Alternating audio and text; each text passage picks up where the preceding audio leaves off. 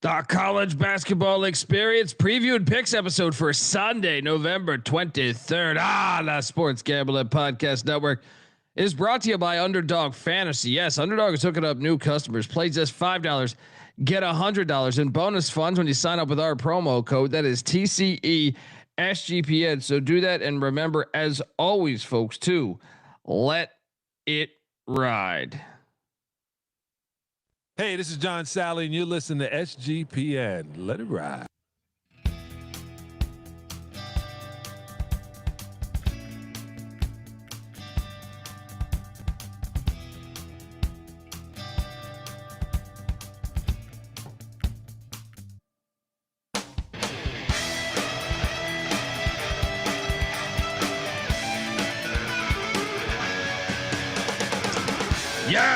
Yes. Woo! Welcome to the college basketball experience preview and picks episode for Sunday, November 23rd. Here we are. Are you really final week of the of November coming up, and feast week in full effect here as we're sweating out Northern Iowa and UC Irvine right now. YouTube.com/the college experience. Hit that like and subscribe button. If you're wondering who the hell you're listening to, that's fair. My name is Colby Swinging Database Dan, aka Pick Don D. That's not a pick. This is a pick. He was raised in the land down under, where a man thinks on his feet, Double speaks overtime with his fists, and lives by his wits. When Dundee happened, he was a superstar. And you're nothing but a chameleon, lemon-headed, coward, terrorist pussy. And I'm after you, buddy. You're gonna pay for it. Good night. Oh, it's been a rough day. Rough day on this Saturday card, this week Saturday card. And thought I might get one here. We'll see if this shakes out in double overtime, but yeah, not the greatest day for me, besides one money line hitting. I am joined by my co-host. He is also the host of the college football experience. Check the reaction show tomorrow. Give it up for former staffer at Austin Peay with the Governors, South Carolina with the Gamecocks, and West Virginia with the Mountaineers, Ryan McIntyre, aka Money Line Mac. What's up, man? What's up, man? Yes, another marathon day, college football, college basketball. We're on to Sunday. Cheers. Mac tonight. Come on, make it Mac tonight. We are also joined by third man in the booth. He is the host of the college baseball experience, always serving high heat over there. Give it up for the great Noah Bieniek. How are you, buddy? I'm doing pretty good, boys. Right now, currently 4-4, needing UC Irvine to have a winning day. So we just lost. Irvine lost? Yeah. I thought it was going to went double overtime according to my app, but it was inaccurate. So it was a 3, and they lost. They fouled him and won. Yeah, had a 2-point lead. Yeah, and then boom. so they lost by 1. Yep. I got 1.5, so I'm good. I had a winning day. Ooh, Yeah. There we go. You got Irvine plus 1.5. I got Irvine plus 1.5. Wait, that makes me check my bet. Did I get 1.5 and not notice it? Hang on. I did get 1.5. Holy shit. Okay. What's going on? Yeah, dude, I didn't. I just assumed because we did the show, but I mean, I still had a horrible day. But shout out to Irvine. I will say to finish up my intro, I'm not going to be on next weekend, Friday or Saturday, at least before the game. So I'm going to say it now. The winning of the rushing battle, the team with the most rush yards between Ohio State and Michigan, has won 24 years in a row. Michigan's out rushing Ohio State in that game for damn sure. Glad to see we're still playing football. All right. You know, you have 7 days to talk about that game. Yeah. Well, I'm just not bringing gonna, it I'm up not on gonna be Sunday. I'm not going to be on the show like before those games, so I'm just going to say it while I'm. What are you taking the whole week off? No, just Friday and Saturday. I'm not going to be. Yeah, there, so. you could have thrown that in between Sunday. Well, and like I doubt a lot of people are going to listen Thanksgiving night or whatever. I think that'll be one of the lower listened to episodes. This is a great week numbers wise for us all every single year. But I just felt like now is the time that I should do it because I'm not going to be on next weekend. Hilarious. That works. Ohio State already. Yes, sir. That it's works. Ohio State week now. Yeah. So let's get into this, man. We have some tournaments going on starting Monday. Do we want to address that first before we recap these? Let's recap and then I'll lump it into the picks episode. Okay. The picks only stuff. Or organization over here at the College Experience. I try my best. Yeah, we don't talk anything through, right? Shout out to Carlton in the chat. Yeah, let's go. Actually, this is an interesting one because what this number closed at, you guys probably cashed if you followed us because it closed at 17.5. I bet this at 13.5 like an idiot. And I lost. Mac, what number did you get? I couldn't believe this closed at 17.5. What the hell happened overnight here? I got 60.5. So what did I end up losing by? 16. So you hit. Yeah, so I did hit this one. So it was nice to be on the right side of a hook for once. I feel like I've been getting hooked left and right last couple days. Yeah. I mean, maybe I got 14, but I just know I lost. Bieniek. No, he didn't go with us on this, right? Yeah. Yeah. I waited till the morning to bet a lot of my sides today because I had a bunch of ugly ass dogs that I knew nobody was running to bet overnight. So I figured it would move the other way, if anything. Yeah, I just want to tout that. Just one of my strong, if you got the number right, my record should be better, but I'm a moron. So catch the sarcasm. Yeah, shout out to Navy. Next up, we did cash on this with ease, actually. Wagner. Georgetown wins by 17. This game was I feel like I don't think it was ever close to being like a Wagner upset, but what did they get it down to 12, 10, something like that? Well. Easy play there, double lock. Honestly, I felt like that was sweat free.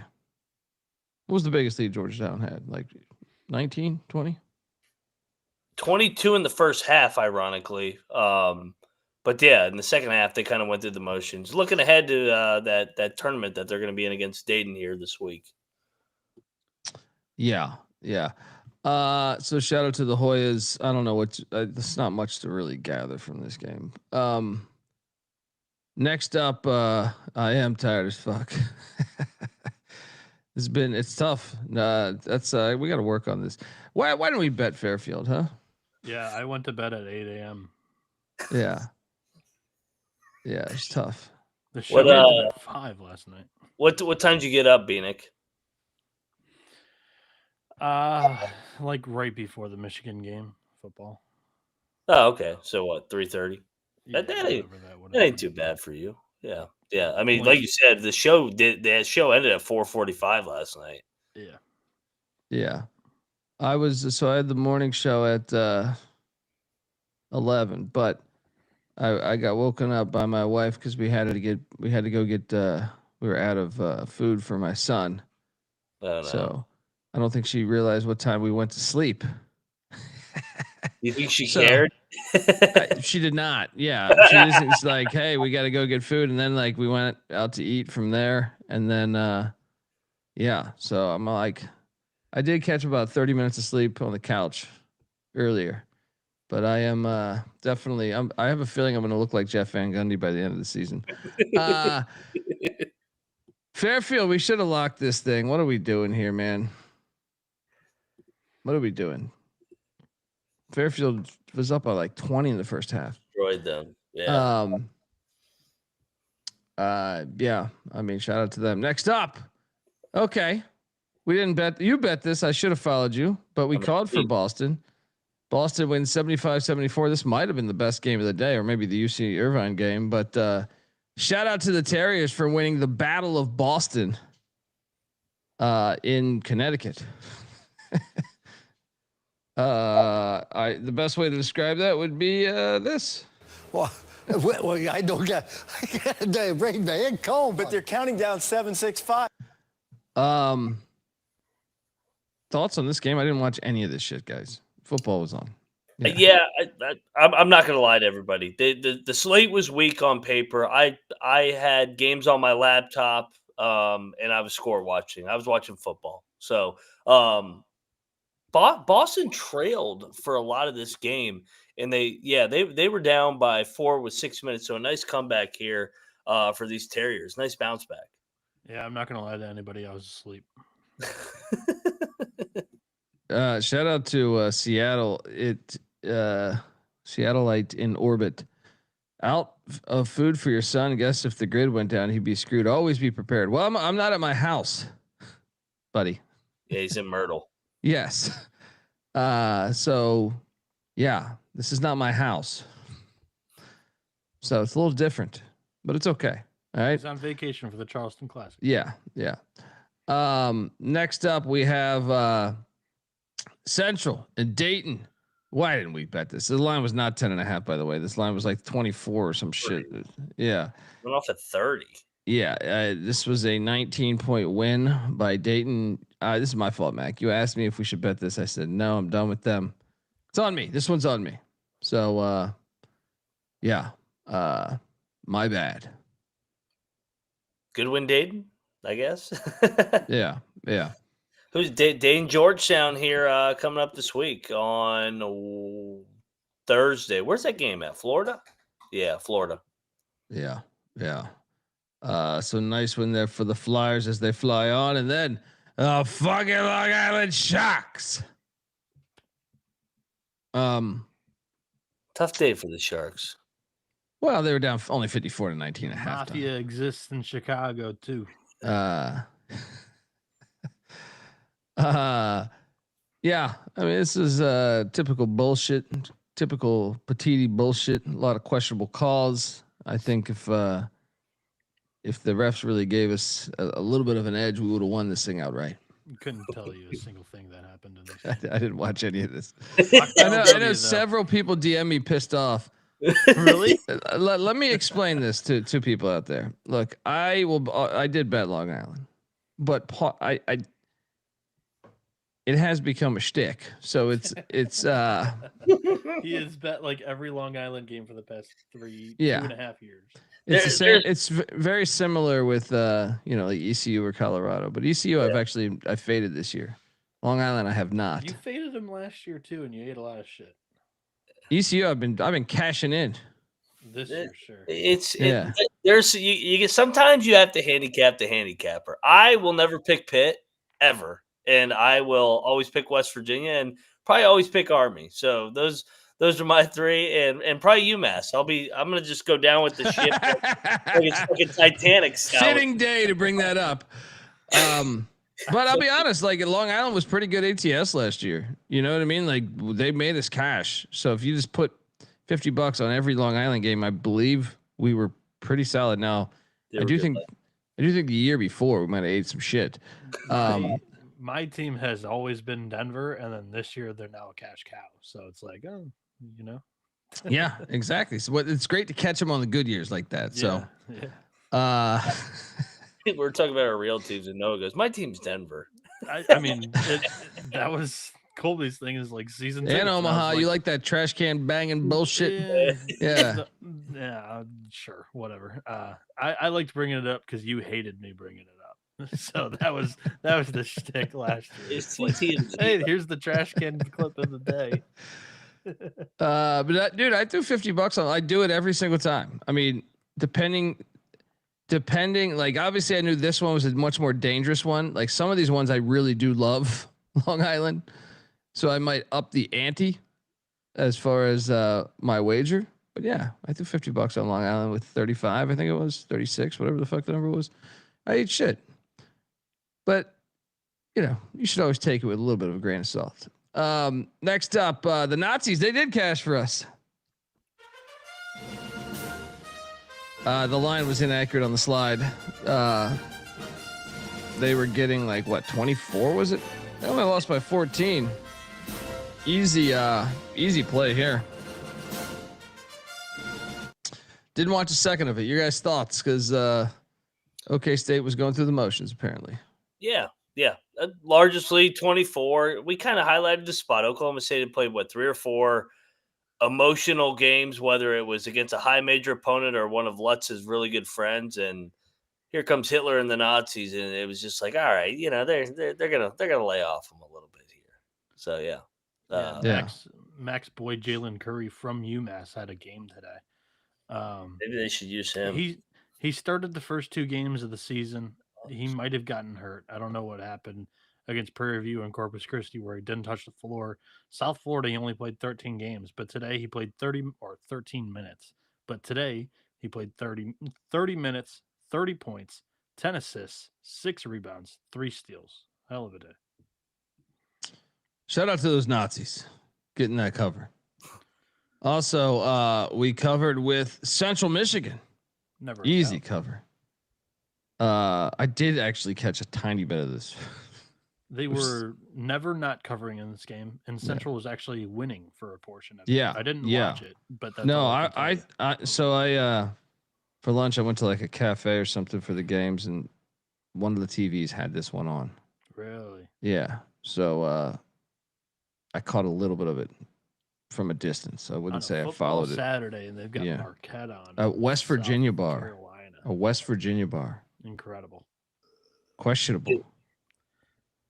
And when they had this game on, I mean, they had like 50 TVs. So I mean, like every other game was football, but there was one Marquette, TV on basketball. Central Michigan Marquette.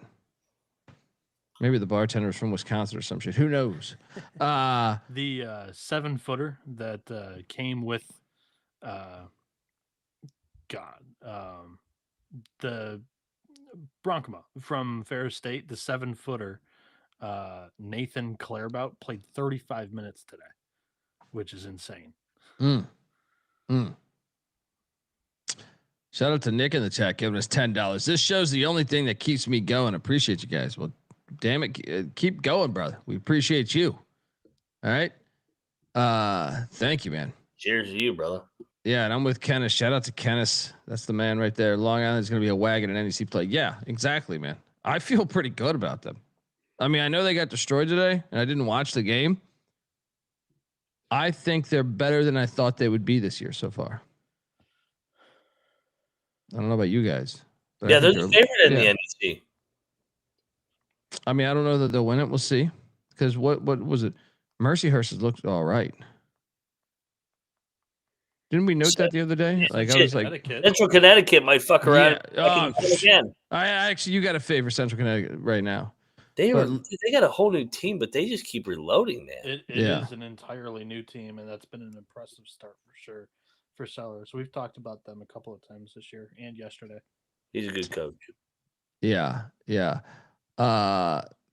People are saying Marquette is definitely ass this year. We cashed on CMU. What happened? Utah State. Okay. Yeah, this Utah State Fresno game is phenomenal. So, I got so much shit on this play. So, all right, sorry, I missed this play. I jumped on it too, man. I like the handicap. I thought your handicap was right, man. I think more times than not, it would be right on the second time. That many times you like within 2 weeks playing. I normally like that. It just didn't work. Kent State's a fucking wagon, won by 20. They are a total wagon, and on top of it, it was the second time they played in 8 days. They had also beaten Eastern Kentucky, good program. Wright State, solid program. Wilmington, really good program. Like, they've been beating really good teams throughout this, and it's like, all right, they're laying fucking double digits now. Like, come on. In-state battle here. I think Cleveland State will, second time around, will keep it close, but no. Dude, Kent's fucking good offensively this year. They're playing fast. Yeah. Yep. I mean, Mac mentioned it. We talked about them like severely increasing their tempo of pace that they've played so far this season. I think it needs to be brought up that I think the top of the MAC looks very good. You've got Akron, who looks great. Kent State, who looks great. Miami, Ohio, who looks great. And brought a lot back from last year's second place team and also like tournament final team. But all of that said, This is just how good this Troy team is, because Troy beat Kent State at Kent State opening night. Facts. Yeah. It gets easier, George. I appreciate it. It gets easier once we get out of November. November is because of the football grind mixed with it. And these next week's going to be brutal. I mean, you're going to see next week's the hardest week of the season.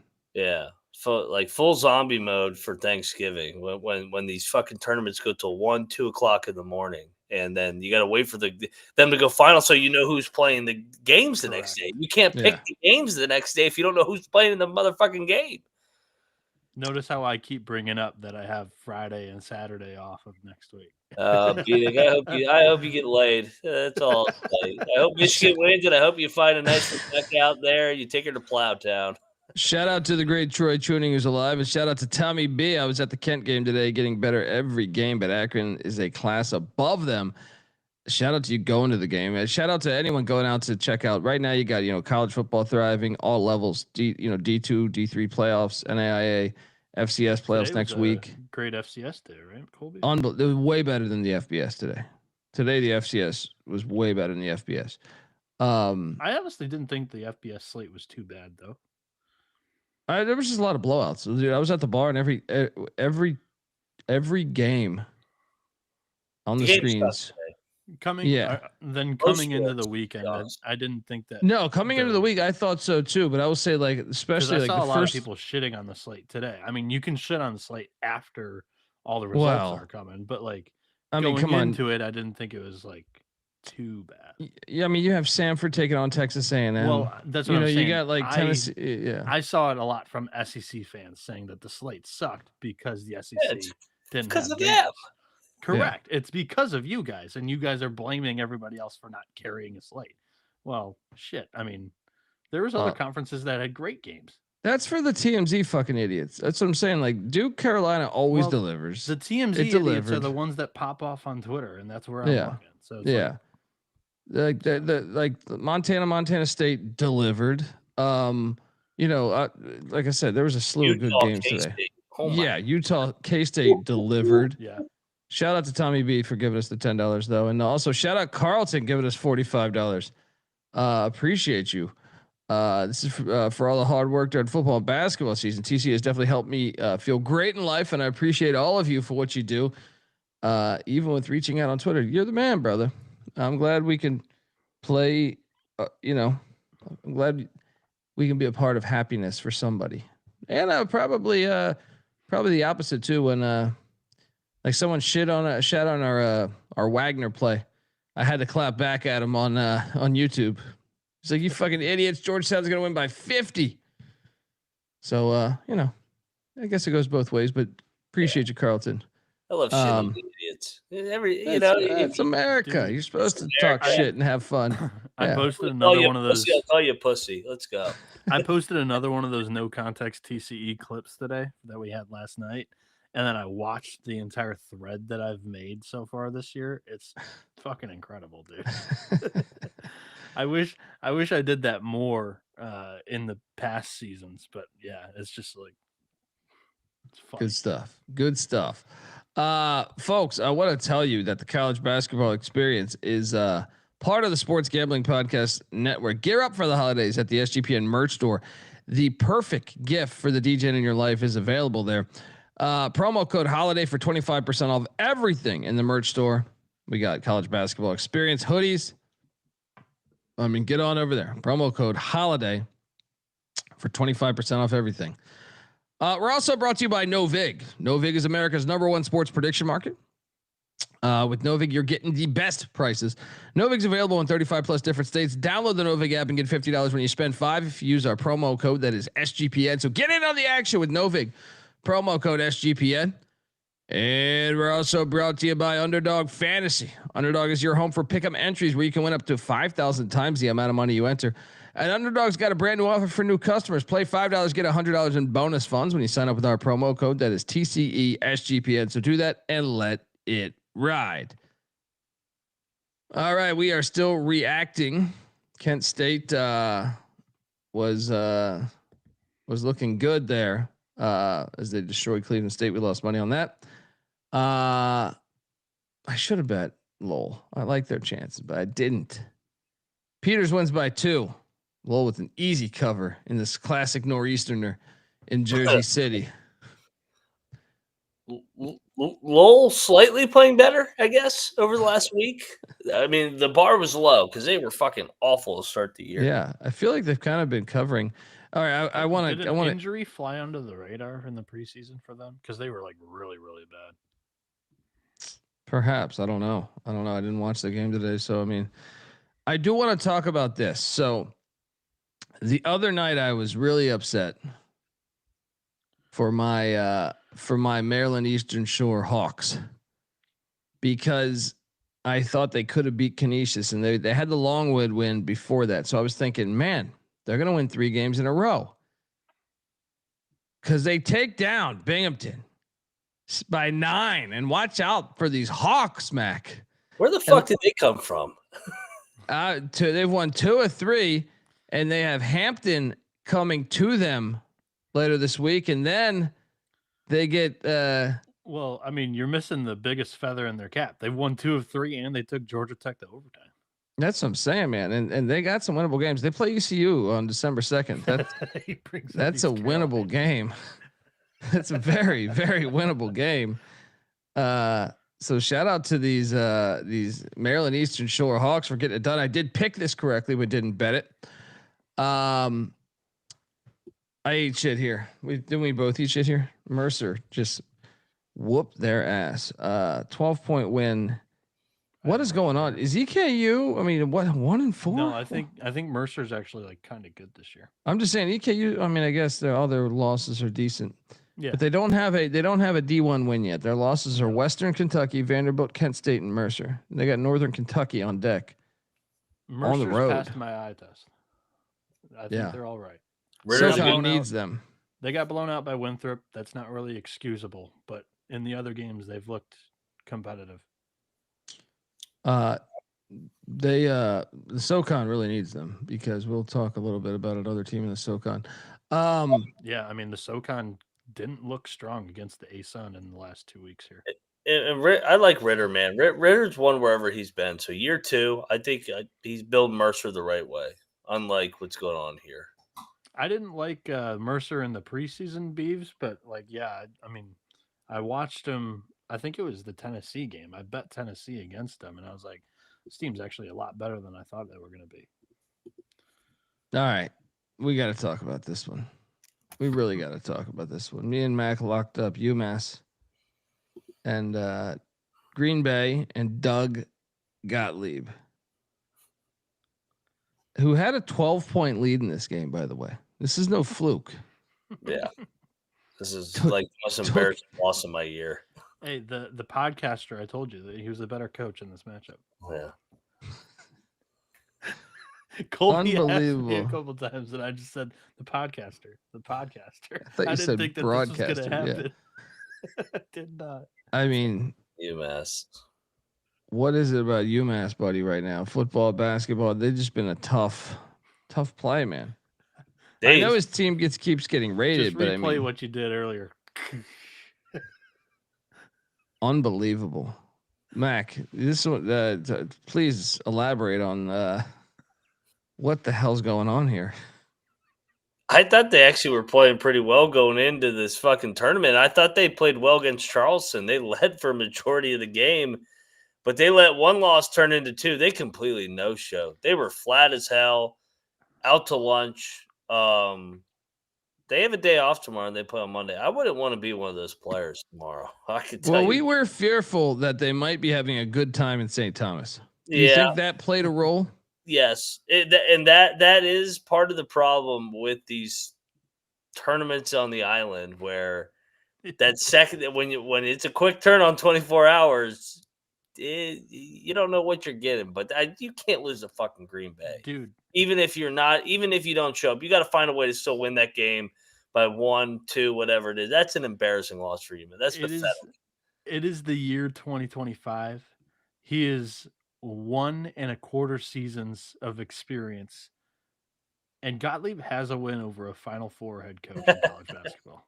What's his record against? Maybe has he played in the other Holy Final shit. Four? Has he played any other Final Four coaches? He played self. He played self this year. So Yeah. Okay, so he's 1-1. Yeah, maybe he just needs to play more Final Four coaches. Yeah. But I shit on Gottlieb all the time. I don't even really dislike Gottlieb as a person. I just hate the whole structure of it because I don't think it's serious. But right now, UMass isn't very serious in football or basketball. I gotta give Gottlieb his flowers here, man, because I watched Green Bay and I thought they should have beat Minnesota. They should have. Between this and Minnesota, and didn't they beat? They took out somebody else in the meantime. They lost by 4 to Yale the other day, or the day before. Who was it? No, maybe it was just those two. Maybe we're just refusing to give Gottlieb credit that they're not. They're vastly improved. Yeah, they are improved. Yeah. They are improved. I didn't want to give them credit just because I think the whole thing's a clown show. But shit, they shit on UMass today, so I'll tip my cap to Gottlieb. Yeah. You got CJ O'Hara, who's one of the better players for their team.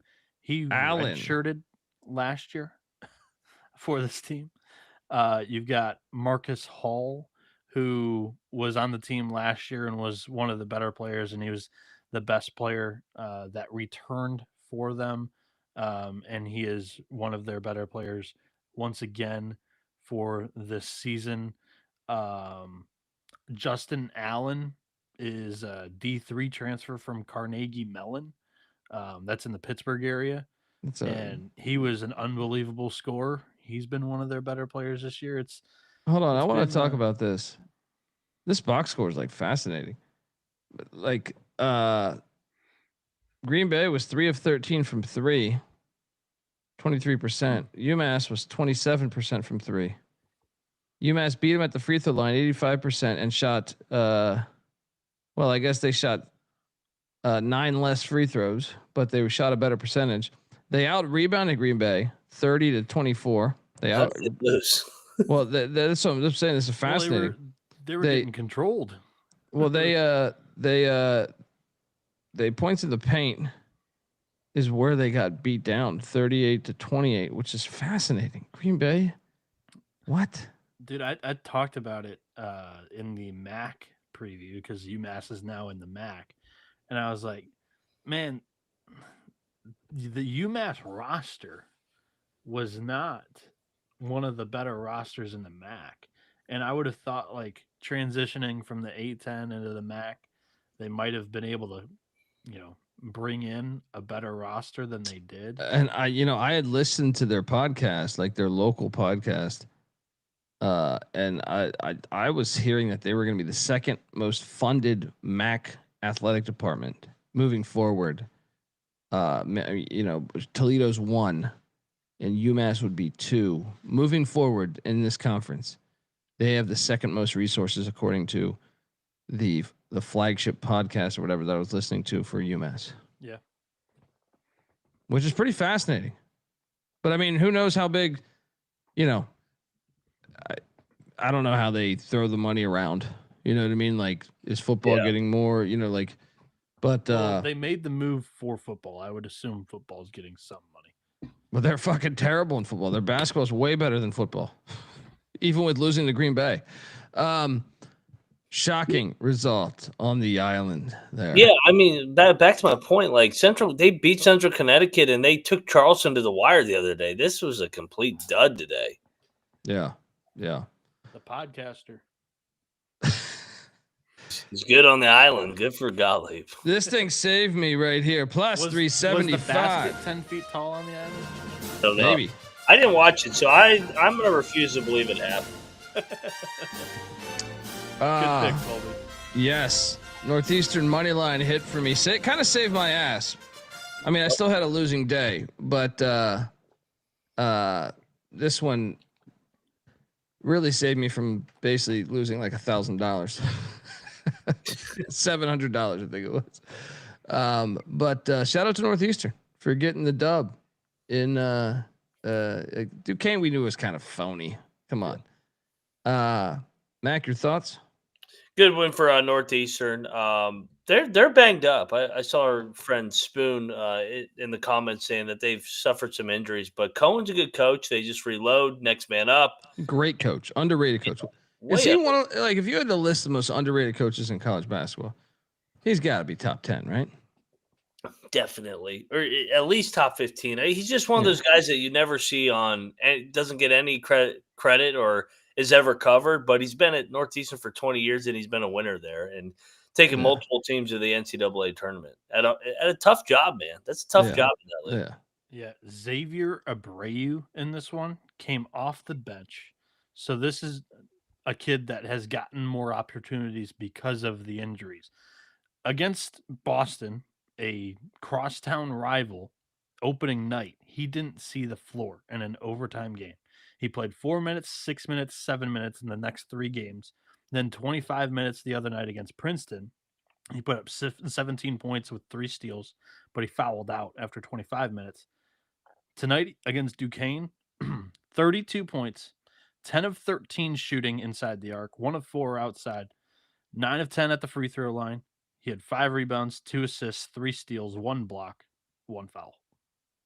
Like, kids come out of nowhere. He's a freshman. Xavier Abreu. He's a local kid out of Lynn, Mass. Let's go. A name to know. Let's go. Daniel Cady. Shout out to Daniel Cady. Yes, in November they purposely avoid college football Saturdays. This isn't a new thing. I feel it's common sense, because a lot of the ADs will go to the tournaments and then they'll fly from wherever they are. Say like Charleston, for example, where Colby's at. If West Virginia was playing today, or Georgia, Clemson, they would fly to wherever the football team's flying or playing. Yeah. So they don't miss any games. Well, major amounts of money. And a ton of money's on the line for like the schools that could get to the championship game or something. So yeah. And also TV ratings. It just doesn't. The TV companies also are like, no, you guys should play these bigger games. They want better ratings. Yeah. You know, you don't want to go toe for toe. If anything, college hoops should dive more into Sundays. I don't know why they've continued to stay away. Mondays too. I mean, this Monday, because it's the holidays, it delivers, but a lot of Mondays are weak. Yeah. Sundays nights in the afternoons, like that one's understandable because of the amount of NFL games, and NFL's king, and you can't deny those numbers. But Sunday night, when there's only one football game going, like begin your games at 7 or later, 7, 8, 9, like that's a time that definitely needs more games. Yeah. So shout out to Northeastern though for coming through for us, and then shout out to a double lock and a battle win for me and Bieniek as the Friars stick it to Penn State. 77-65. Big East needed this win. Yeah, they did desperately. Didn't watch any of it. This was on Peacock too, right? So I mean, why would I, right? Caught a little bit of this game. It was on side by side with the Michigan football game and a couple others. For me, Providence was the better team throughout the 40 here. Penn State had, a first half fight, and they were winning the game for a little bit there. Freddie DeLeon off the bench for them had a great game, but Providence, 4 guys in double figures. They rebounded the ball like crazy. They had 45 tonight. 42 points in the paint to 24. They dominated down low. That's Penn State's your big issue game. Is they don't have anybody down low. Shout out to the Friars for getting it done there. Also cashed on this double lock for me and Mac, or no, me and Bieniek, right? Yeah. With Valley State, without a doubt. Yeah. I mean, what the hell was this line? 24.5. Valley had more points in the paint than Bakersfield. They just didn't win the game. Mainly because they went 2 for 10 from 3. Easy. I mean, this was ridiculous. Take what you can get. Yeah. Shout out to Carlton in the chat. What a phenomenal week for FCS. The FCS fucking delivered today, man. FCS was I was very pleased with the product. Shout out to Valley State. Getting that double lock. North Alabama took on Chattanooga. Chattanooga won by 14. I got this pick correct. That line is inaccurate on the slide, but did not bet this game. SoCon needed this. They did. That's a good win because North Alabama's a solid mid-major program out of the ASUN. Yeah, Chattanooga needed that too, by the way. Hadn't been the greatest of starts for them, but they were playing all teams above their shoulders. So Next up, we had this one where me and Mac lost money. I think all three of us lost money. Yeah, this was actually. pretty Yeah, Mexicans, damn it. Missouri State, Quanzo Martin wins by 7. Palick, Yeah. Keith Palick, 28 points, 9 boards, 5 assists, 2 steals. So Dog. boys, I'm struggling to understand how we lost this game. Rio Grande had a 13-point lead with 5 minutes to go, and I wasn't watching, but I can't tell you what Missouri State excelled at in the box score here. I'm looking at the box score too. This is fascinating. I don't know how we, 1, lost, 2, they didn't Fast break points or points off turnovers. That's got to be it, right? This is a game that I got to watch the last 5 minutes of at least to understand what the hell happened. Yeah, I'm reading like the write up on it right now. Yeah, it doesn't really. And I mean, the Mexicans pound them on the glass too. I mean, they dominated this box score. Yeah. The only thing that is in favor for Missouri, they lose every single battle rebounding. They had more steals. Missouri State had 6 steals to 3, and they turned the ball over. Like the Mexicans turned the ball over 14 times. Missouri State 6. That's, I guess, your game. Points off turnovers, 16-9 in favor of Missouri State. It was that one kid who went off from Missouri 22-2 run to end the game is what the chat said. Yeah. Nikki Bassin. Shout out to Nikki. Bastion, probably. Unbelievable. What a brutal beat. Yeah, Also, I wish I was watching that one. And I wasn't even monitoring it when the collapse happened. Otherwise, I probably would have thrown it on. But I checked the score, and then the next time I checked, it was over, and they lost and didn't cover. And I was like, "What the fuck?" Speaking of what the fuck, I agree with dumb shit here with Danny. Like, I don't think Missouri State's good at all. Yeah, they got hot at the right time, apparently. UT Martin got hot at the right time too, because this was a terrible pick by me. Yeah. I dove into the stink, and they were down like 15 or 13 or something at halftime. They got hot at the right time, battle back, win 69-68, and avoid what would be a very bad loss, considering they've had quite the beginning of the season here. Once again, UT Martin has a win over Bradley and UNLV. Now, I guess their only losses to Florida State in a game they easily covered. Martin was reading the press clippings before this game. That's what happened.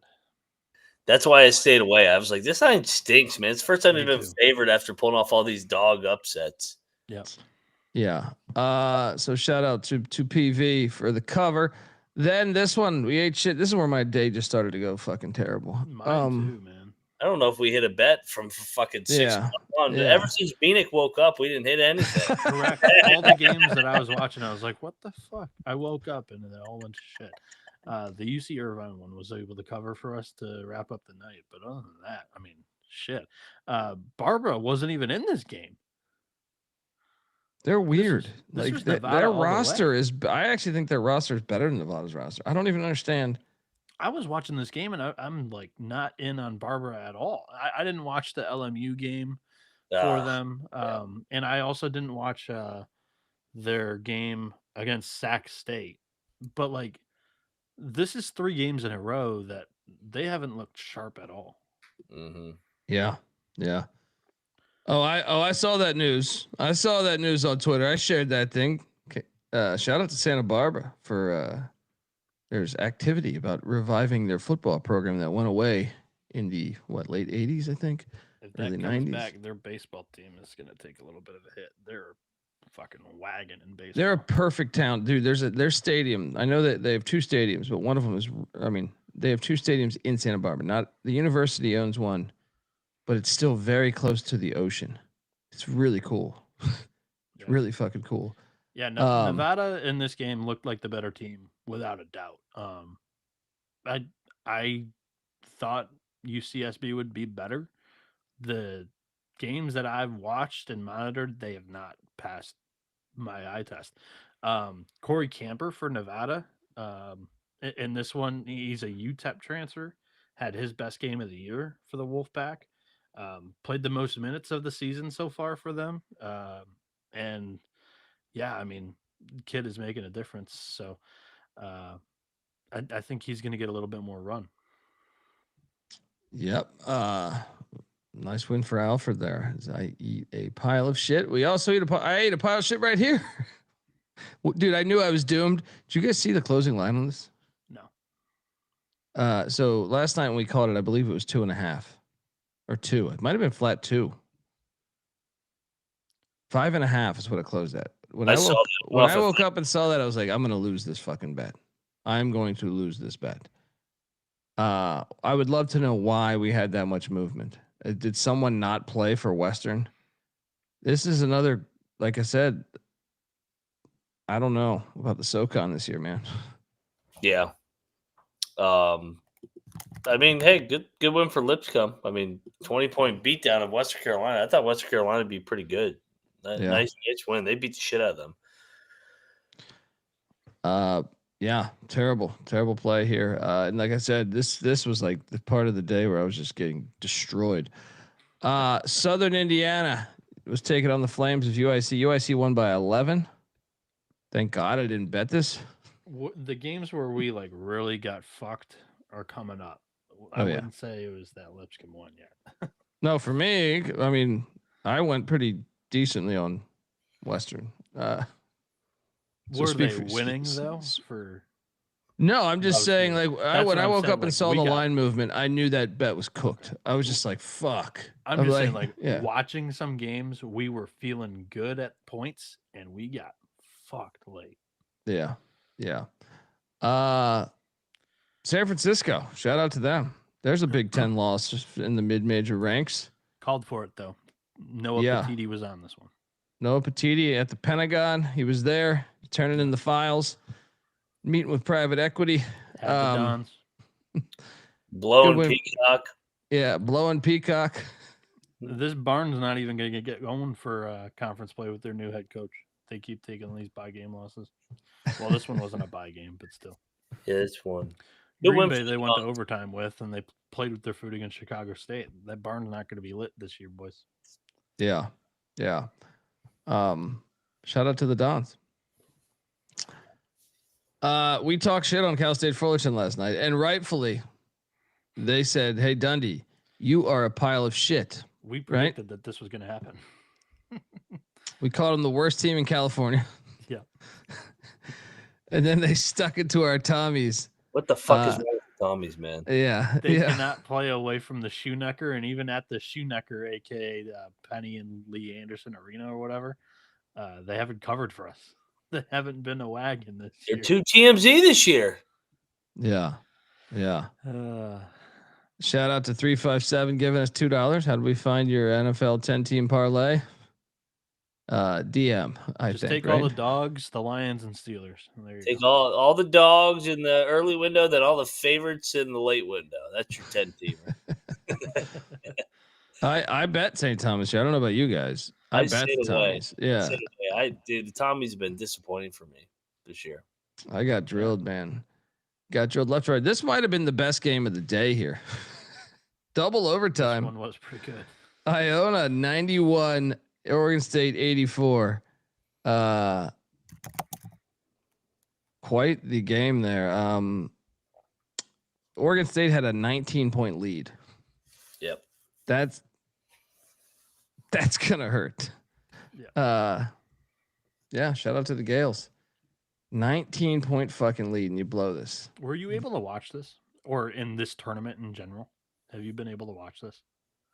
Yeah, it's been on the Plus. Yeah, but I didn't watch this game. Yeah, this one's not on that bullshit baller TV or whatever. Oh, that's what I'm saying. It's not on the Plus. No, it's on ESPN Plus this tournament. Sorry, this is on Plus. Yeah, I watched all these teams yesterday.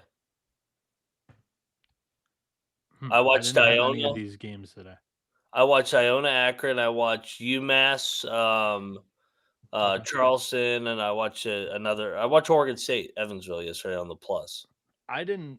It wasn't an option on the. I don't know. The ESPN app sucks. The games disappear with like the final 5 minutes. That drives me crazy. That for football specifically, I have such issues with that because you're like watching like a field goal. It's like, they're in position to kick a field goal, and then like you hit the wrong controller and bounce back.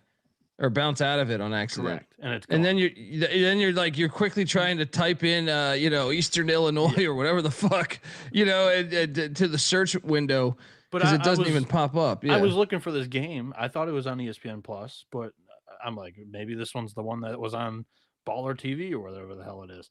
And it wasn't there. So I was like, oh, well, okay.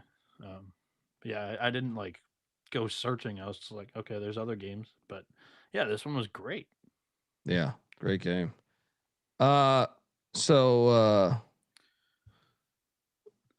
I didn't bet that Oregon State game, but I did bet this, and they had a halftime lead.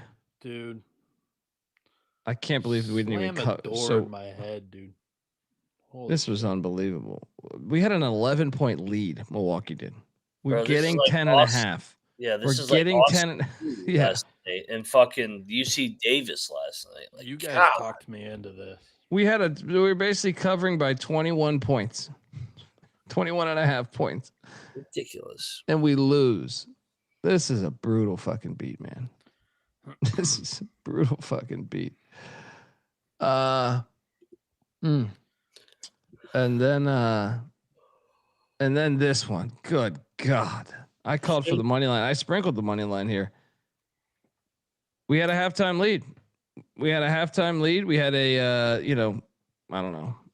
8-point lead, I think, at some point. Indiana State down the stretch just put it on them. Their biggest lead of the game was the final lead. Yeah. They blew it open late. Yeah. Oh, man. This one was right there with that Milwaukee fucking game. They were happening at the same time, too. It's a tough day. Both of them, just tough window. Well, we also, me and Mac bet Gardner-Webb getting like 1,000 points, and we still didn't cover. Hilarious. We were getting 24 and a half. Yeah. They lose by 35 points. Dude, Gardner-Webb, auto-fade. Not a Luther guy. I didn't think that roster was very good. I think that's a train wreck. Richmond's a wagon right now. Josh is talking about all these logos. Yeah, where do you find the logos? I mean, look, some of them are just available if you Google, but also like for me, I just have like a large folder over the years. Sometimes I'm just a junkie when it comes to college football and college basketball or something. So like, if I see like an old program from like the 1960s or something where they're using a different logo, I'll just take that logo, take the logo from that program. So I kind of have a gigantic fucking collection on my computer, like stored on my computer. So I don't even have to use the internet anymore. So, but most of it, it's all out there on the internet. It took years to collect it all. If that makes sense. But the generic ones like this one right here, these are two generic ones. You could just go find these. You could just Google that. Yeah.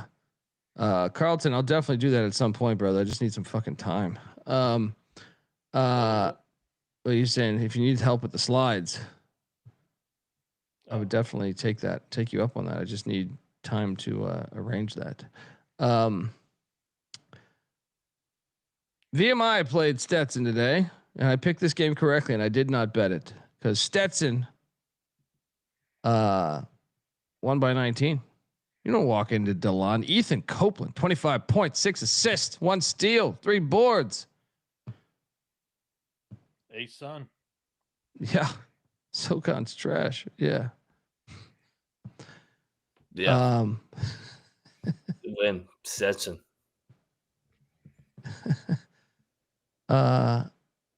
Shout out to Quentin in the chat. Appreciate you, man. Next up, we have North Dakota and Coastal. I'm starting to buy into this Coastal team, guys. I know it's just North Dakota, but like the way they're winning these games, like I feel like the Coastal teams of the past would win this game by like 1 if they won. Yeah, 4 by 17, man. Yeah. Hey, I mean, Justin Gray was good at Western Carolina. Maybe he's getting that thing turned around at He's a good coach. Coastal. He's a solid coach, but yeah, like Coastal's been just such a non-perennial basketball program over the last decade. Yeah. So it's like you got to really see it to believe it there. And yeah, I mean, they've looked okay, but at the same time, they haven't really played anybody that impresses me. The one win against Winthrop was That impressed great. me. That was the way they did it too. They stuck it to him. They won by 6. No, but I mean, I watched that game. Like I felt like they were just up double digits, but yeah. Shout out to Quentin. There's a button for tipping in there. Or you can go to the SGPN store and buy some shit. But regardless, we're grateful. We're grateful regardless. So shout out to Coastal. ULM. They played in Johnson City against Morehead State, and Morehead State won by 3. So ULM actually covered. I think Bieniek picked this correctly, and we did not. Yeah. Hey, Quentin, Mac will take you up on the bunnies. There you go.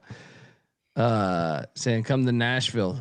Beers and bunnies on me. Oh yeah, love Nashville. Nashville, baby. Country music, baby. Let's That's go. a great city. Great city. Love the bunnies in Nashville too.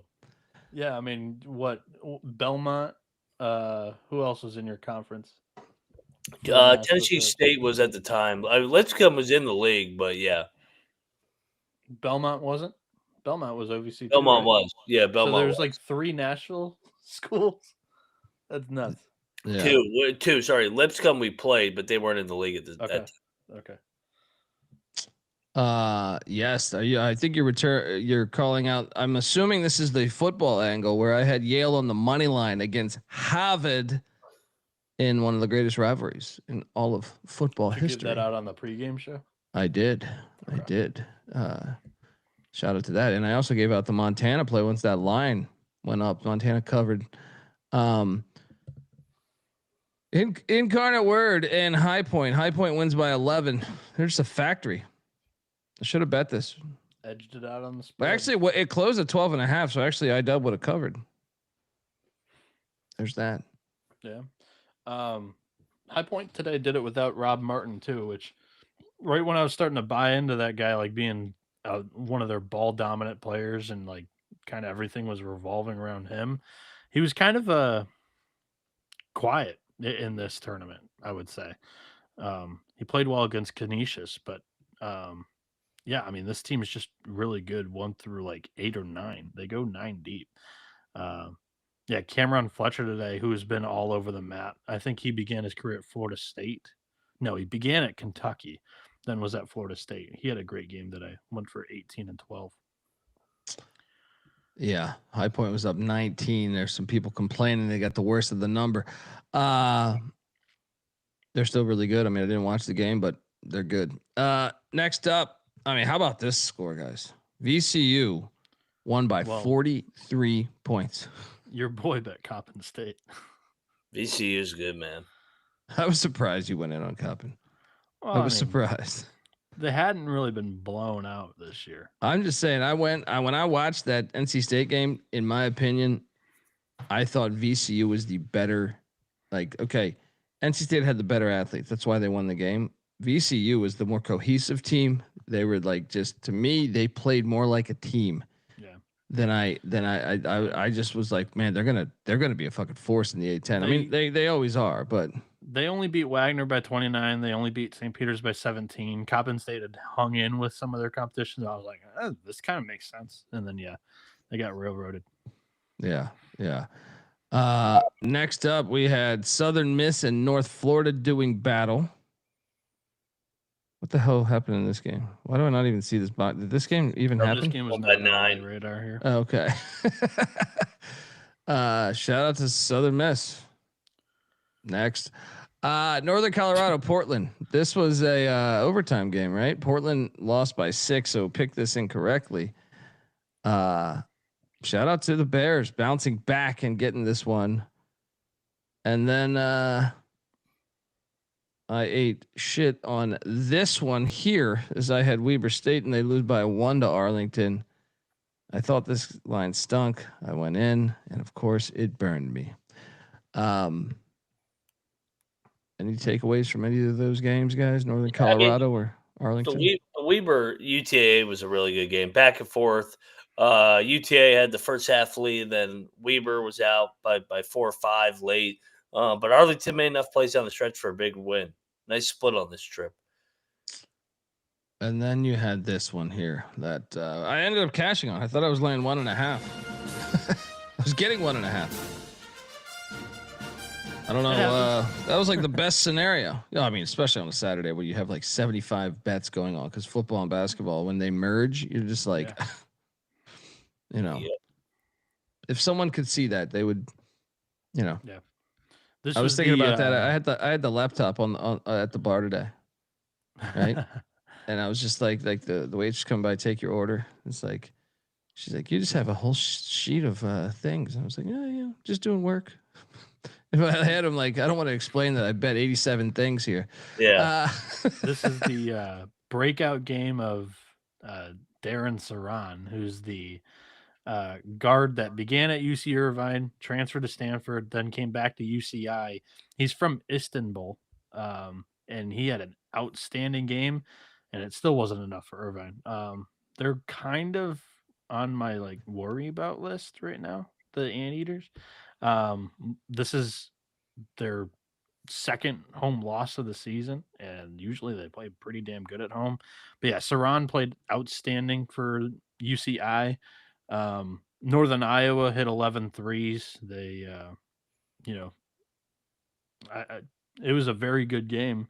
I got nothing else to really add. I'm kind of talking in circles here because, I was surprised by the result.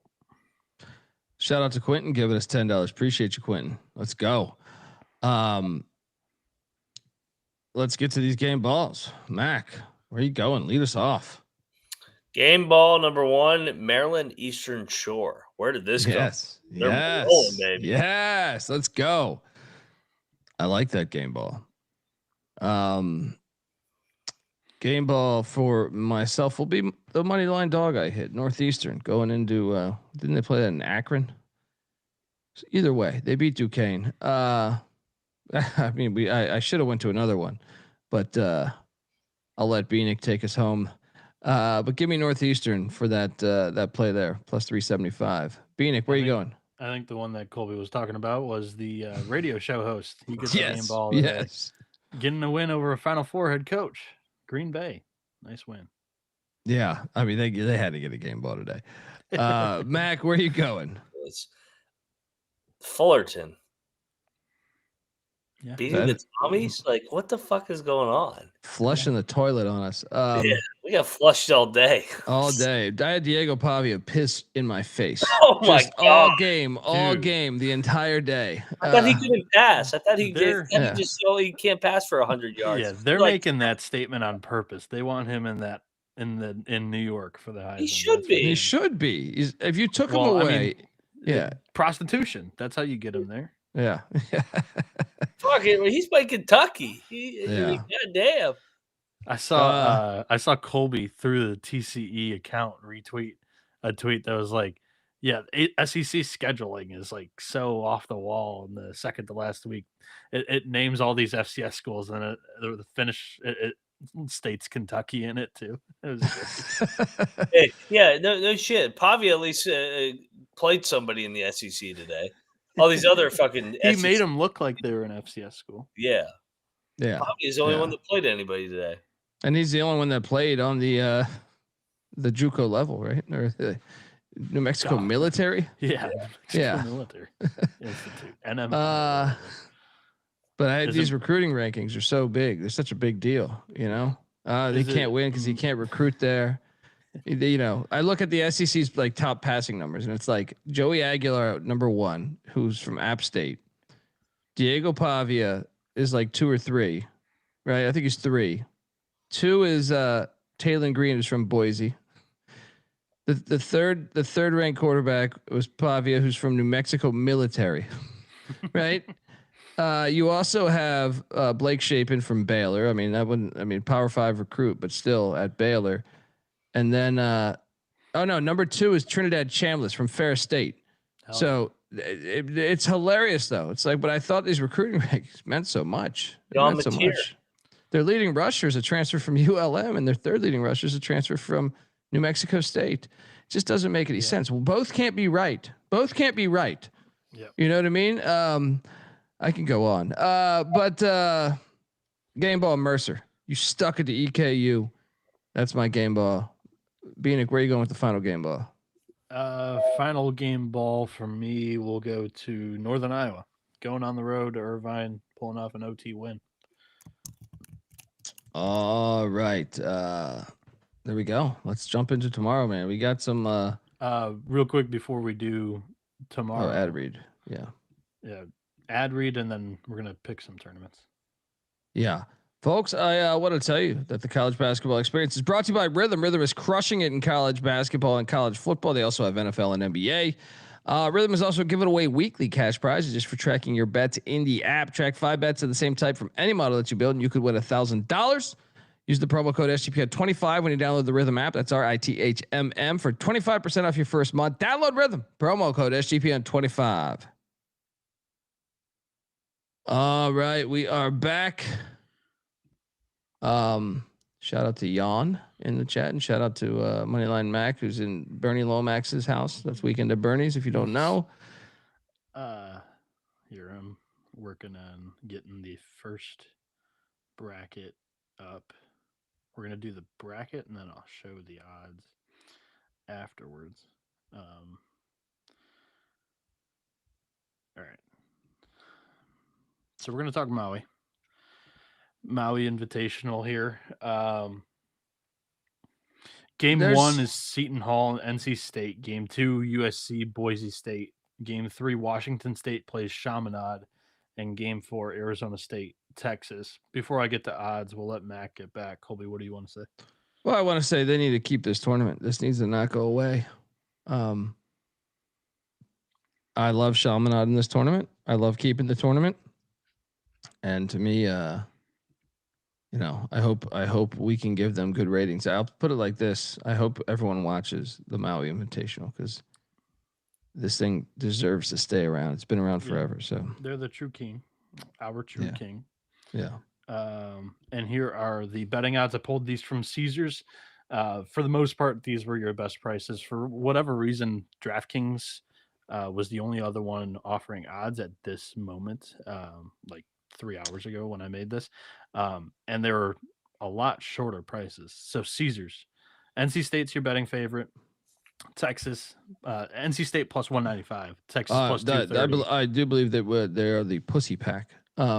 Continue. I used the pussy pack logo for you. USC 6-1, Boise State plus 650, Arizona State plus 900, Washington State 14-1, Seton Hall 17-1, and Chaminade. I don't even believe they had odds, so I just left 45-1 there. I'm surprised they put Chaminade against Wazoo. Oh, they're live. Look, common intel. We have so many tournaments though that we're trying to divide these things up. So there's 4 tournaments that begin on Monday. The reason why we're doing Maui and then another one that we'll talk about here in a second is that the TMZ Invitational, aka the Players Era Festival, has just complicated tiebreaker rules that we'll have to talk about, explain, complain about all of it. So that'll take up more time. So yeah, we're doing the Maui and the ESPN Events Invitational today. But Maui, the true king, they begin us off for actual feast week. Game 1, Seton Hall, NC State. Game 2, USC, Boise State. Game 3, Washington State and Chaminade. And Game 4, Arizona State and Texas. Thoughts? Well, I can't take the pussy pack. I certainly can't take Texas. I mean, I do think, if I had to say, shout out to Daniel Katie. If there's Arizona State's been on the island for a little bit, to me, I kind of think they have some value here. Plus 900. NC State's, I think, the best team here. No shocker there, but I'll take Arizona State plus 900. That'll be my play. Mac? Give me USC 6-1. They got their scare out of the way against Troy the other day. Muss is a proven winner in the tournament format. So yeah, give me a stab on USC here. Veteran group. I think they were group off of that almost bye game loss, and they have a good showing in Maui. My pick's NC State. I'm not going to get cute. I'll take the favorite. I think they're in the weaker portion of the bracket. You have Boise State, who's lost to a D2 and also not looked incredibly sharp. I think Seton Hall is really down this year. They were down last year. I don't think they're USC could get NC State though. Like one of the things that stood out to me, a little all over the place. So yeah, one of the things that stood out to me watching that NC State game, there was zero ball movement. It was just like, I'm sure Will Wade is going to address this, but they don't really have a point guard. That's the thing. I mean, look, they beat VCU, but it was a lot of one-on-one shit and like contested jumpers that just were going in, that you're just like, man, he played perfect defense and that shit went in. I'm just saying they got to work on that, because that shit's going to cost them at some point. They need to work on, and I'm sure he'll address it. He's a good coach, but I'm just saying, like, USC could beat him based on what I watched in Raleigh. USC could beat them. They don't have like a true point guard. Trey Holloman was a point guard last year for Michigan State, but Jeremy Fears was kind of splitting time with him, and Holloman's like definitely a lot better as an on-ball defender, and that's where he really shines, and that's, his spot at the one. Darian Williams is probably their best like ball handler and creator on the offense there, but he's like a 3 or a 4 for them in the lineup. So I can totally see like what you mean there. I also really like NC State's defense. I think they're ferocious on that end. I think it's really going to be tough for Seton Hall to score because they lack so much offensive talent. Yeah. If they play Boise, I don't see the Broncos pulling that off. Well, that's why I said USC is the one that I think could potentially give them trouble. I'm not, and I would still favor NC State, but they're old and athletic. I could see them competing with NC State there, but I do think that's the weaker portion of the bracket that I would love to attack, because the bottom half, sure, there's not a strong team there. Texas, Arizona State, Wazoo, and Chaminade, but also there's not a team that I feel confident that's going to win 3 games in a row and take home the Maui Invitational. So I'll go NC State plus 195. I like that price. I think the bottom half is a weak. Yeah, I actually think like Arizona State, Texas to me is kind of a 50-50 game. I mean, I guess Texas deserves to be a little bit favored, but it's and then you get Washington State or Chaminade. I'm shocked that Texas doesn't have Chaminade game 1.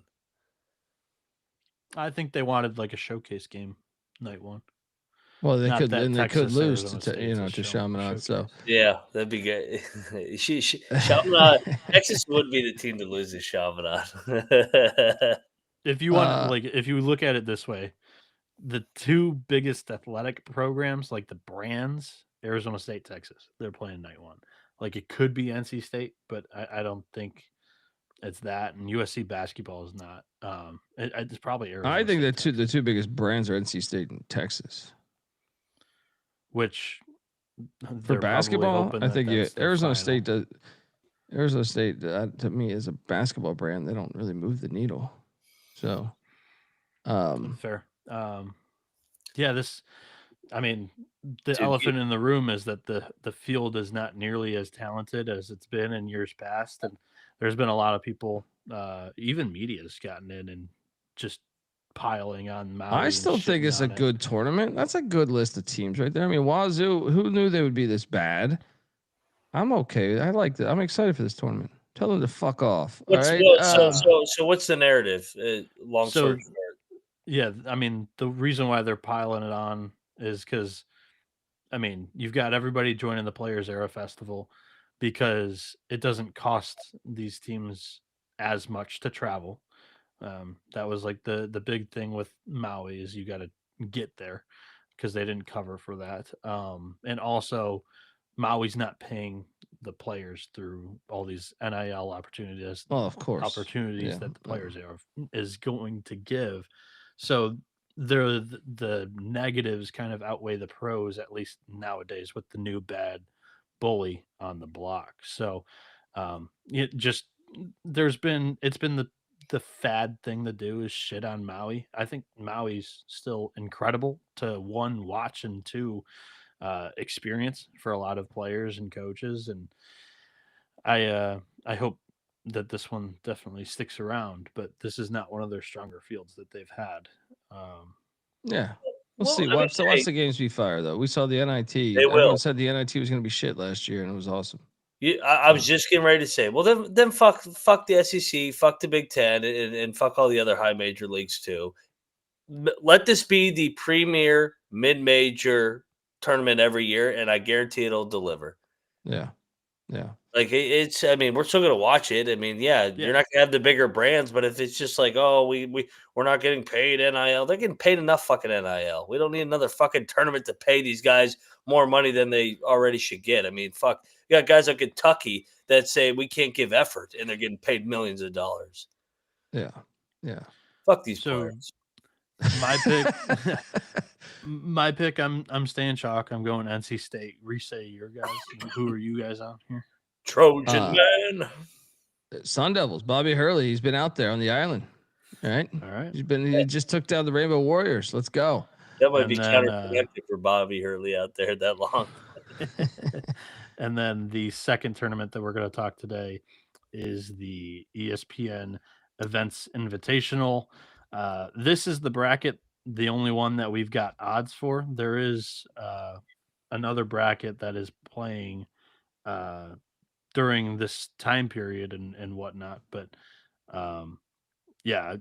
we have odds on this one. It's BYU, Miami, Georgetown, Dayton. BYU's minus 220, Miami plus 540, Dayton plus 600, and Georgetown plus 650. And then we'll talk about the other two tournaments that have. Where is this? Orlando? You said? Yeah, basically it's Kissimmee, Florida. Okay. Yeah, basically Orlando.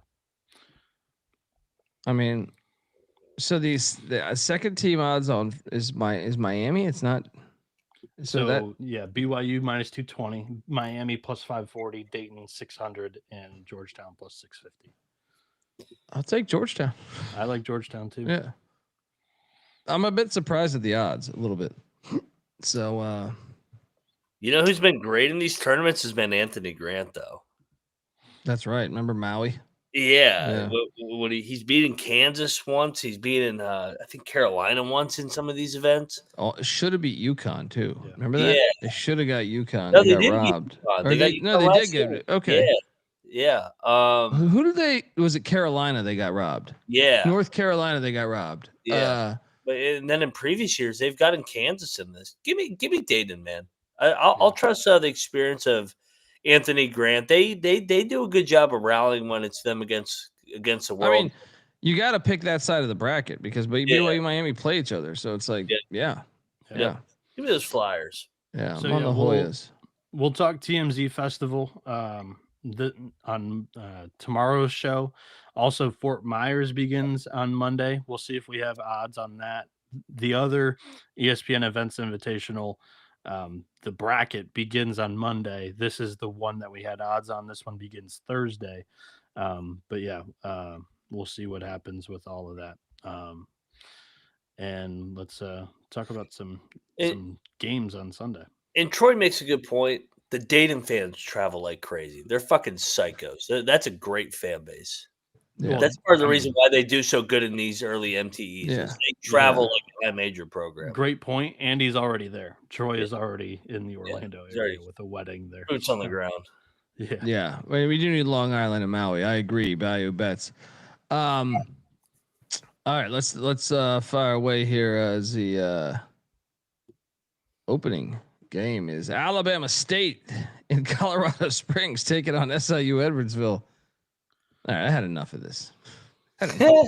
Lock. SIU Edwardsville's getting this thing done. Lay the 3.5. Let's go, Edwardsville. Get your shit together. Mac, what are you doing here? So this is game 3 out of Colorado Springs. Give me Edwardsville on a bounce back. I'm with you. I'll lock it up. I think that they get this thing done. Double lock on Edwardsville. Bieniek, triple lock? I like Bama State here. Wow. Okay. Next up, we have Delaware State taking on these Miami Hurricanes. Miami's laying 34.5. Dude, Delaware State, I watched a little bit of that game the other day where they almost lost to Keene. No. What did I say it was supposed to be called again? Didn't I miss?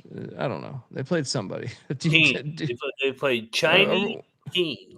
Well, somebody in the chat said it's pronounced Kane, I think. Too. Yeah, I think that's what it was. Something like that.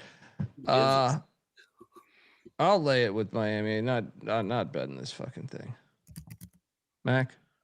You said 34.5? Yeah. I like up Delaware State. they got their attention off that D2 game. They're looking ahead. They got BYU on Thursday and Thanksgiving, and looking ahead to that tourney. Early start, sleeper spot. Football team got a big win. Let's go, Delaware State. No, they didn't. They got a big loss. Buddy. No, they Miami, lost. Miami. Okay. They're saying. Yeah, D-Jacks got a big loss. But yeah, the U got a big football win today. Bieniek, what are you doing here, buddy? I'm on Delaware State, no bet. Next up we have Binghamton, Canisius, the game we all want, the people's choice. Buffalo, Kessler Center. Canisius won by 7 last time they played. I don't see a number on this line, or I don't see a number out there. I can't talk. Anyone got a number? I'm checking. Check the PickSpades SGPN app, free to download in the App Store and Google Play Stores, or sportsgamblingpodcast.com. Was there no number? Yeah. I don't see a number on this one either. It's a pick. Oh, Canisius is the play. Total of 137.5. I'm not locking this. Give me Canisius. Mac? Give me Canisius as well. Binghamton coming in here red hot. Fade that.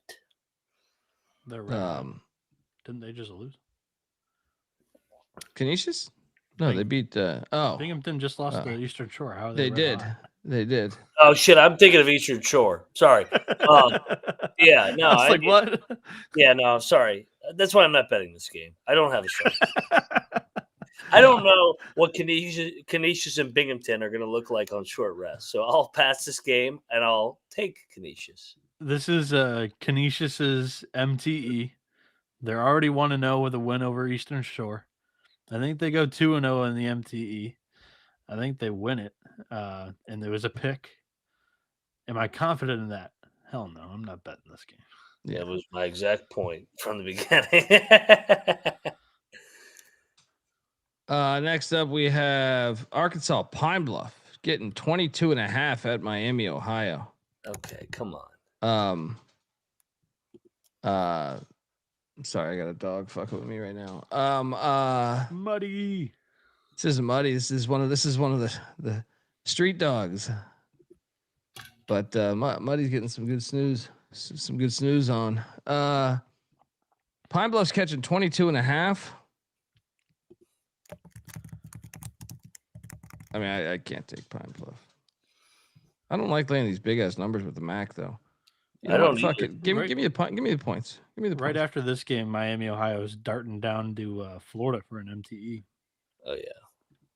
So I'm like tempted to maybe even bet this, Mac. On Pine Bluff, I like Pine Bluff. So I see 22.5 too. One more point in the slide. So yeah, and I mean Pine Bluff is definitely battle tested. This is their 8th road game, but it's kind of a getaway day because I look at their schedule. They don't play till December 3rd. I think they get up for this final 8 games, 8 road games in 2 weeks here. Yeah, give me Pine Bluff. Lock it up. Let's go. Let's go. Look, Miami, Ohio wins by 16, 18, something like that. Getting 22.5. Let's go in. Bieniek, what are you doing here, buddy? Give me the points, no bet. I've already lost money on Pine Bluff taking a wild number with the points, and they still didn't cover it. 21.5 is not a ton for this Miami. 22 and a half, buddy. 22 and a half. Still not enough. Yeah. Next up, Clemson, Georgia, Charleston, South Carolina. I will be there. Shout out to Charleston. I mean, I don't know what they're doing with the championship game playing at 1, up against all the NFL games, but do you do you? Yeah. Fuck the NFL. I'm going to take Clemson -2.5 here. Seems a little chalky though. I'm not going to bet it, but give me Clemson -2.5. Can we talk about RJ Godfrey too?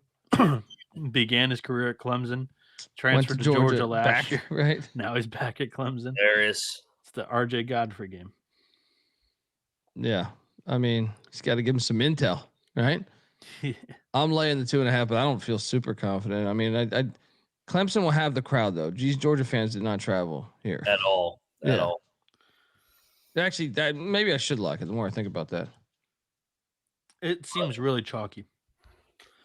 But I agree with you. I like Clemson in this matchup. I'm scared of like how possibly public this could be, but I don't think this is enough points. I'll lock it. Let's go. I mean, the Georgia has no fans there. Clemson wins by 5. Double lock. Mac, you in? Yeah, I mean, I guess both teams kind of got their scares out of the way. And you could, I mean, definitely Clemson should not have won on Friday. Georgia, back and forth game, stole it at the end. I like Clemson and their experience here, Brownell and their staff to bounce back off not playing well Friday night. Give me Clemson. I'll lock it up. Go Tigers. All righty. Triple lock on these Tigers.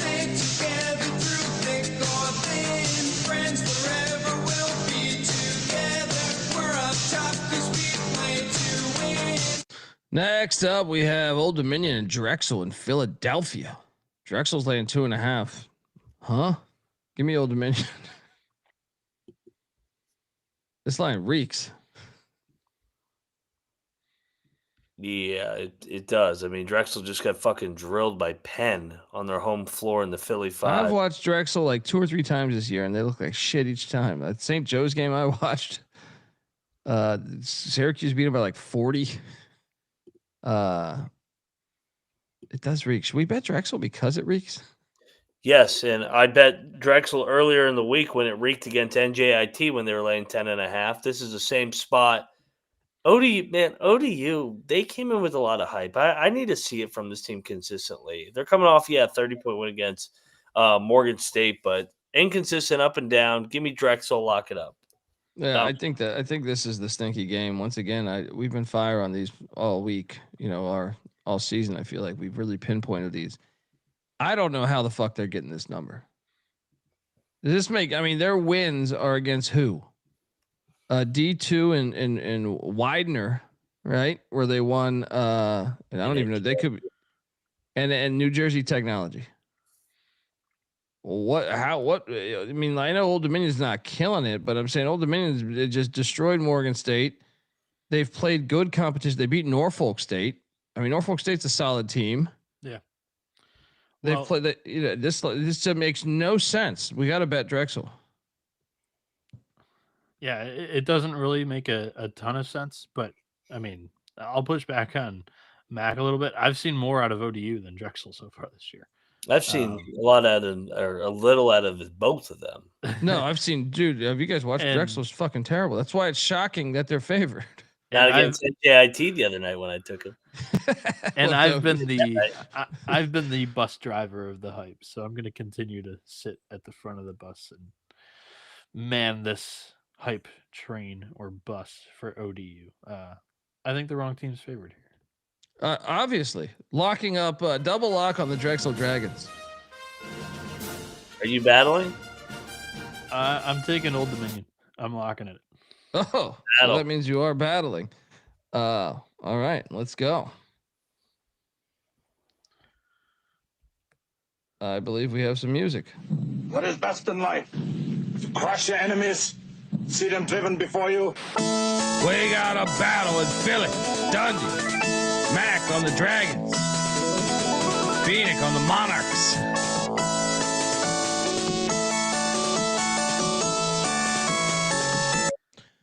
Next up, Butler, Virginia. I got a battle here. I got a play here. Not a battle. I was like, you don't even know where to take. Yeah, I can't talk. I got to play. I'm taking Butler plus the 6.5. I'm also sprinkling the money line here at plus 250. Butler should have beat SMU the other day. SMU then looked like the fucking goddamn 96 Bulls against Arkansas State. I think Butler is going to win this game. Let's go. Mac? Double lock. I think this is just like the Northwestern game, right down to the wire. We're getting 6.5. I think that too much love for the old Wahoos here. I thought they should have lost to Northwestern. I think Butler gets it done here. This is going to be a fight to the very end. Lock, Butler. Bieniek? I'm taking Virginia. I'm not betting this, but I do think that they got their scare out of the way against Northwestern. Butler's best 2 wins have been South Carolina, and they lost the SMU game. They shouldn't have lost the SMU game. They were up to double digits. They were the better team that day. Fight me on that. I will. I'll take Virginia. Double lock. I mean, only one team had a double-digit lead. That was Butler. I mean, come on. It's ridiculous. Whoa. Shout out to Tribeca Capital coming in here. $400. Iona, great day in football. 2 Duke and Michigan. Shout out to Tribeca Capital, man. You are fucking awesome. And congrats on the Duke fake field goal. How great was that, Tribeca? How great was that fucking thing in Michigan? Obviously, Maryland's fucking terrible. I know Mac had that in his play as well. And then Iona, he took Iona. There we go. Appreciate you so much, Tribeca. And always grateful, man. Tribeca, you are the man. Cheers, Holy brother. moly. Yeah. Let's go. Yeah. So, Butler, you're not locking this though, Bieniek, right? No, I'm not. I didn't say they didn't have any firepower either. I just said that they haven't beaten anybody yet, and they flirted with South Carolina, who's looked awful. Next up, we have South Carolina State and South Dakota. What is this line, Mac? I want to say South Carolina State's 0-5. I think I've bet them at least 3 or 4 times, and I've lost every single time. I just feel like, what? 11.5? South Dakota's a wagon at home, though. Like last year, they were unbelievable. I know they lost the opening night to Dixie State, but like other than that, like you look at last year and then you look at this, like they win at home. Great fucking guy there. All right, well I'll just take South Carolina State. I'm not going to bet it then. I thought you'd be all over this one. No, man. I think Emart will get his guys, the Bulldogs, ready for MEAC play. I want to see it. I want to see this team grow a little bit. So I'll lay it with. I'll take the points, but I'm not going to bet it. I think this line's telling. I'll lay it with the Yotes. All righty. Next up, we have West Georgia and Georgia Tech. Yellow Jackets playing 16.5. I don't care. I have to take the points, even though West Georgia is pretty shitty. They're 4-2. No, I mean like they're new to. Yeah. I mean the dude. So I watched one of those games. What was that? Tennessee Tech game? Hey. I mean. You got to take the points though, because Georgia Tech just plays win streak. Georgia Tech just plays with their food so much. They do. Give me the points, Mac. The points is the right side, but they did just get a scare out of the way. So I know they have an MTE look ahead. I like West Georgia, but I don't know if I want to pull the trigger in this one. Yeah, I'm not pulling that trigger. Yeah, I'll take the points. No bet. Yeah. Next up, we have Brown and Maine. In Brown, logo. Orono. Brown is laying 1.5 on the road. Maine beat them by 2 last year on November 10th. Should we take the Brown guys? I'll take the Brown guys. No bet. Maine's 0-5, and it's only a 1.5 point spread. Actually, Maine's going to win this game. What am I talking about? Maine is the play. Yeah. Real quick, go look at Maine's resume. They're 0-5. But every game is fucking a dogfight. 4 road losses too, and then their home loss came to the Quinnipiac. back-to-back MAC champion. Yeah, they're going to win this game, aren't they? Yeah, I'm locking Maine here. I think they get this thing done. The win number 1 here over the Brown guys. Revenge. I like Maine too. No bet. Yeah, I don't know that I'm going to bet it. You can bet that. Moneyline Mac locking up the Black Bears of Maine.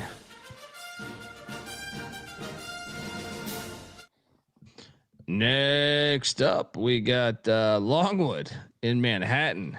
Dude. Catching 4.5 against Longwood's Columbia. off the Eastern Shore double overtime loss here. What's going to happen? Columbia beat them by 10 the last time they played. What? I'm going to take Columbia minus the 4.5. Seems a little chalky though. Super chalky. I kind of like Longwood.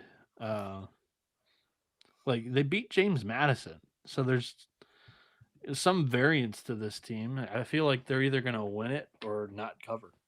I know that's like a Captain Obvious saying when the line's only 4.5, but it's kind of my feeling here. I'll go Longwood. I'll take Columbia. No bet. I'm locking Longwood. I think they went on the money line here tomorrow. I think Columbia a little bit nice start here, but I think Longwood, like you said, up and down. They got embarrassed. They're going to bounce back here on the road Foxhole spot. Give me Longwood. Moneyline McIntyre locking up Longwood on them and sprinkle that money line. He says, "Lay that wood." Next up, I don't think we have a number for this one. Does anyone in the chat have a number on this? Northern Colorado, Cal State Fullerton in Portland, Oregon. 9 Bears laying 9. They just went to overtime tonight. Give me Fullerton plus 9. Fuck it.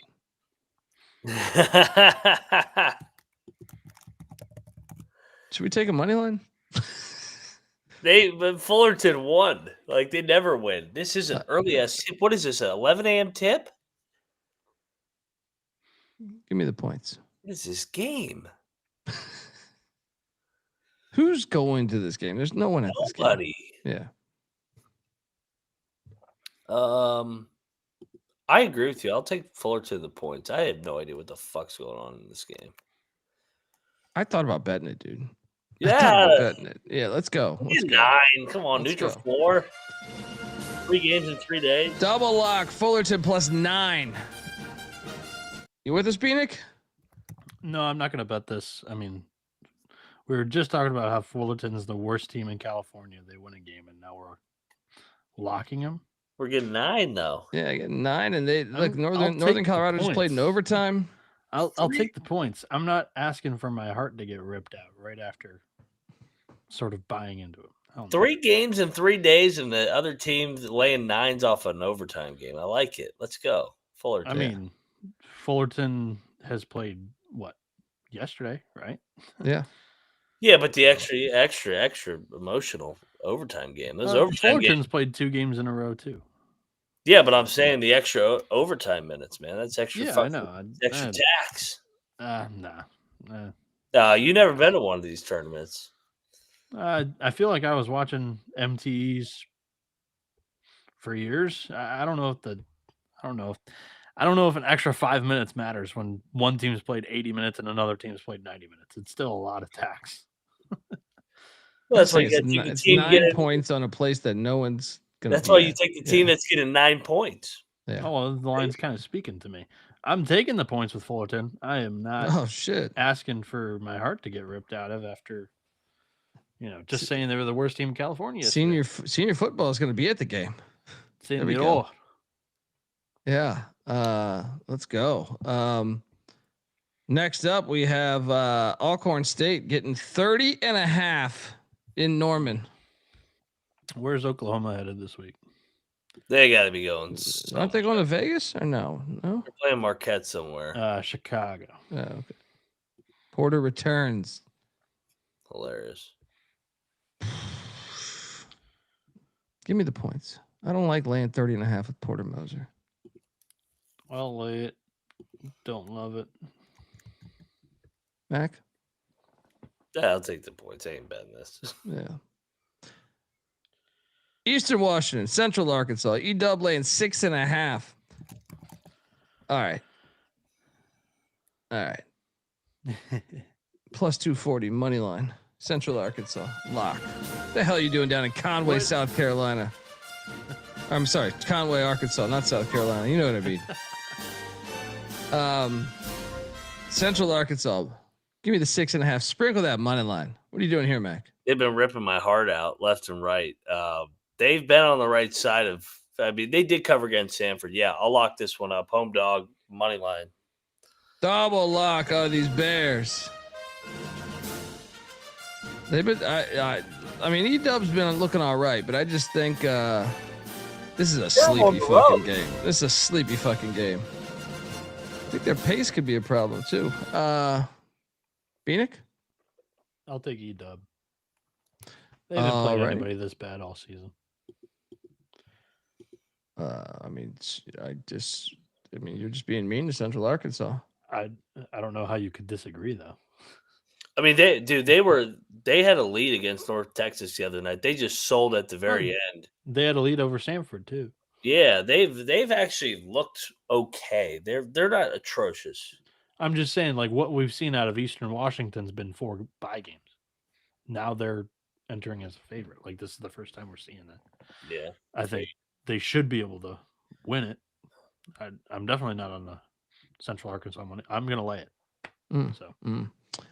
All right, next up, the Mount is taking on Western Michigan in Kalamazoo. What is this number? Someone give me this number. We are going to bet Mount St. Mary's, right? Ken Palm has Western favored by 1. Oh, Western's favored by 1.5. I would lock up Mount St. Mary's. They're Well, better the team. Mount is off the Maryland. I don't care. They're better than Western Michigan. Western Michigan's trash.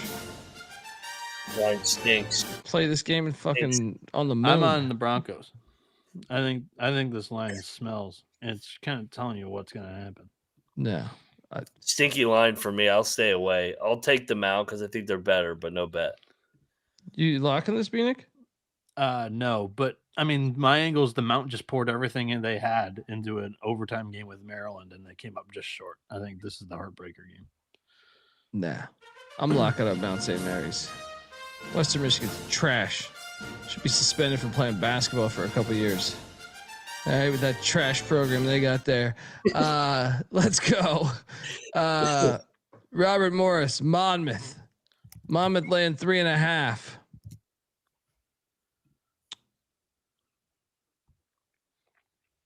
I'm on Monmouth minus 3.5 here, guys. I don't think I want to bet it, but yeah, I feel all right about it. But Mac, what are you doing here? Yeah, two solid mid-major programs. I don't really like laying points with King Rice. I love him as a dog. I'll take Bob Morris. No bet. Like, it's the one possession game, in my opinion. Super tough game to pick. I agree with Mac. Don't love Monmouth as a favorite. This is their first home game against a D1 opponent, but Romo's looked good this year. I'm going to take Colonials on the points. Tribeca Capital saying Monmouth, easy play. All right, Tribeca, let's go. Let's go, brother. I hope you guys are right. I'll throw some money on that shit. Let's go. He says lock of the day. Let's go. Love it. I don't know, Bayou bets. Bobby Moe went into Drake and won. It's a good win. Delaware is taking on Southern Illinois. Southern Illinois laying 6.5. This is in Jacksonville, Florida. Does Delaware have one of these logos facing both ways? Like I swear I've seen him dunk to the right as well. You can Probably. flip it. You can flip it with the camera. Yeah. Sometimes maybe you just I'm a wizard in the design world, huh? I don't know what I'm talking about. Delaware won by 2 last time they played. Not here. You got your little bullshit win the other day. All right, against St. Peter's in the game that I took St. Peter's. Hey, Avetta's going to this game. Shout out to Avetta. I'm laying it with the Salukis. No bet. Yeah, this is the Jacksonville MT. It feels like a nice spot for fucking Southern Illinois. They're off back-to-back losses at Nevada, at North Dakota State. I'll lock up the Salukis. Let's go. They lost at North Dakota State too. I'll join. Let's go. Double lock, yeah. Yeah. Double lock on Southern Illinois. Bieniek? The Salukis traditionally don't play well away from home. I'll go Blue Hens. I don't love it. All right. Next up, we have West Virginia Xavier. These Mountaineers. Morgantown, you'll always be home sweet home to me. Laying 6.5 against Richard Pitino. Xavier won by 10 the last time they played. Mac, are the West Virginia fans going to be like splitting peyote with Xavier fans after the hug stuff? We'll have more. They both like align now in their hatred of hugs. I wouldn't say West Virginia hates hugs. He is what he is. He was just featured in a Pitt basketball hype video for no reason. He took us to the Final Four. You don't just cancel history just because of one or two bad acts. Yeah. But yeah, it is what it is. No, Xavier's a bunch of fucking douchebags. Fuck Xavier. Lock up West Virginia. I don't like Xavier. They private school fucking pussies. Let's go. We're gonna fuck them up. Moneyline Mac, locking up the Mountaineers. I'll take the Mountaineers. I just don't like laying 6.5. I don't either. With Boss Hodge. I'm sorry, Boss Hodge. Xavier had the late game Friday night. That was a kitchen sink game for them. And I don't think they're very good. So I think the Mountaineers make some shots, pull away, and win by double digits. That last part that Max said was my handicap as well. I'm not betting W here, but I do think that Xavier poured a lot into that Georgia game to try to pull that victory out. But I don't think they're very good. I think Xavier is one of the worst high major programs this season in the country. Yeah. Howard is in Cameron Indoor Stadium. Anyone got the line on this? 40, 32, a lot to a little. Yeah, we know Shire will run it up. 36, 32, 39 and a half. Give me Howard in the points. Opened at 37, so it continues to climb. Wait, if you're going to bet this. If this goes to 42, we got to pull the trigger, right? Nope. I'm not pulling the trigger. I already saw that video of that other game the other night. These Duke games are fucking rigged. These Duke games are rigged on the number. That Kansas game was completely rigged. The fucking referees just started calling fouls left and right so the Duke could cover. I'm not touching this game. They're late with Duke. Yeah, the Duke will gladly take the prostitution fucking role and just kill Howard. Sorry, kill him. Next up, Norfolk State is in Laramie, Wyoming, taking on the Wyoming Cowboys. Wyoming is laying 10.5. Did Wyoming win that football game today? Where they retired? Nevada won. Suck ass. Great comment by Josh Allen, though. He said regarding Colorado State. Right? Yeah. If only this was a neutral site. Fuck Nevada.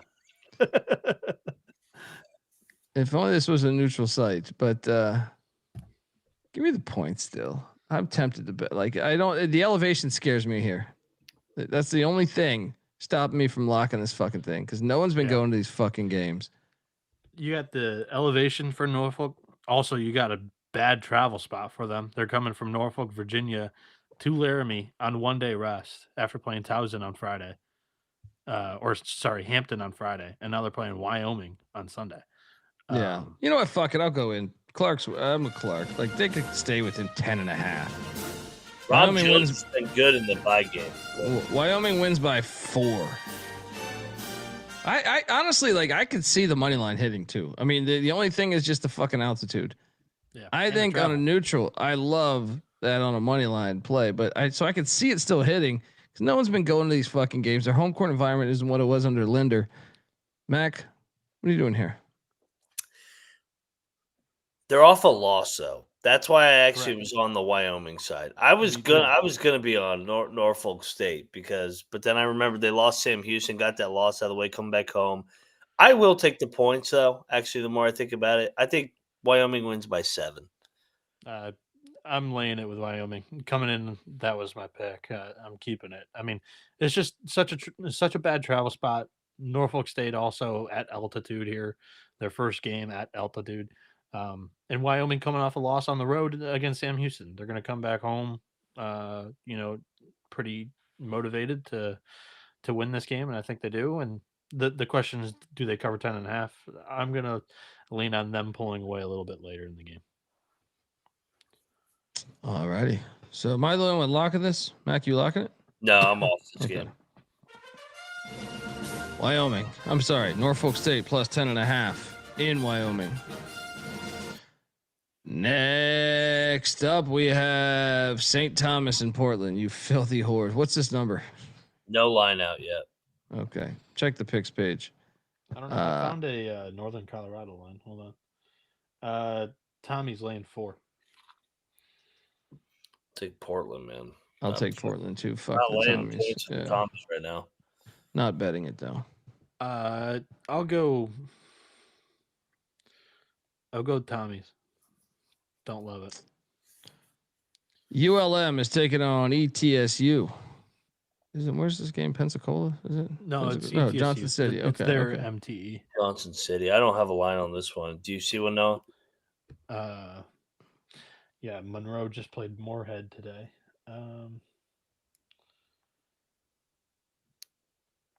ETSU lane 17. Oof. What? What am I missing here? Should we? I know it's ULM, but that's a big ass number for an ETSU team to look like shit this KenPom's season. got them laying 16. I'll take. The I mean, points. they just beat Moorhead by 15. That's why, because Monroe lost to Moorhead. So 15 plus 3 is 18. I don't know. Patty C. Yeah, that transitive property never fucking works. But that's what makes sense to me. Why the line's that way. I mean, did they watch? I'll lock up Monroe. Did you watch ETSU and Presbyterian? Or North Alabama? They won that North Alabama game, but it's not like it looked great. I mean, you have to play well to beat North Bama. I don't know about that. Moneyline Mac locking up ULM. I'll take the points. You laying it, Bieniek? No, I'll take Monroe. Next up, Lamar is taking on Montana. The backyard brawl was today, and Montana did lose. Montana's laying 6.5. Is this a Lamar spot? How many people are going to get up after they just got shit hammered at the backyard brawl today? Yeah. I mean, this is Montana's MTE too. Lamar plays tomorrow as well. Did I like Lamar here? I think Lamar's live on the money line. This is an experienced group out of the Southland too. I'll take it. I'll take it too. Let's go. And Montana they played TCU really good the other day, like 2 weeks ago. Lamar's good. A week ago, something. They're going to be good this year. I think this is a quality game. It's going to be a great game. I don't know. Like Lamar's live. Yeah, let's go. Coming into this game, I didn't have a bet, but you guys are very confident in Lamar. Well, I just think you probably were like, no fans are going to go because they were at the fucking football game yesterday.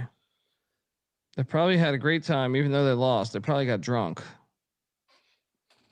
Roster And they're included. off A&M. They're off A&M the other day where they fucking almost won that bye game. Lamar's the rested team here. I mean, Lamar's only played 3 fucking total games. I know. Yeah. Let's go. There's a money line play. Yeah. I'm taking the points of Lamar. I'm staying away. I can't wait to watch this game. This is one of the more exciting games I am to watch. That didn't come out right, but yeah. Double lock on the Lamar Cardinals. Next up, we have Coastal Carolina in Normal, Illinois, taking on Illinois State. I don't have a number on this either. Anybody got a number on this? Illinois State laying 9.5. FanDuel. Give me Coastal 9.5. No bet, but they've just looked bad. They've looked solid this year. They can stay within this number. Mac? Yeah, I'm. It's back-to-back for Coastal. I don't like that, but if it was on a neutral, I would lock it. But it's because it's there. Yeah. Actually, I'm gonna lay with Illinois State. No bet. Yeah, I mean, this is a game I don't understand it. So Coastal Carolina was just in Macomb, Illinois for an MTE. They played 2 straight games, Friday, Saturday, and now they're playing their third straight out. Let's drive 5 hours or whatever the fuck it is to play a third game. Illinois State, they were not in that MTE. This is just a normal game for them, a normal rest at home, one of the better home environments in the Missouri Valley. They have a lot of returning production on this team. Defense has been shitty so far this year. It's been really disappointing, but offense, it's going to be there. I kind of like Illinois State as a lock. Not me. It seems obvious. Give me Coastal in the points, but I'm not betting this fucking game. Yeah, I don't get this travel spot. I'm going to stay off this one. I think it's just a really like Mac was talking about, a couple of games ago how somebody had played 2 games in a row, but their opponent had also played 2 games in a row. They've played 80 minutes this weekend already, where the other team hasn't played at all. I know. I like Illinois State here. It's a weird fucking spot. You're locking, and they got to travel. I don't get this. I don't get why they agreed to this. I'm laying the 9.5. I'm locking it up. Bieniek, lock it up. Illinois State minus 9.5. Next up, we have Northwestern and South Carolina. I am seeing this 5.5 over under at 139.5. That's not enough for me. I'm locking Northwestern here. I'll join you. They've looked really good so far this season. They put Virginia to the brink. They were winning a lot of that game. South Carolina, on the other hand, has not passed my eye test whatsoever. I think they're the worst team in the SEC right now. Yeah, I'm all in on the Wildcats here. This is one of my favorite plays of the day. I'm in. Let's go. Double lock on these Wildcats.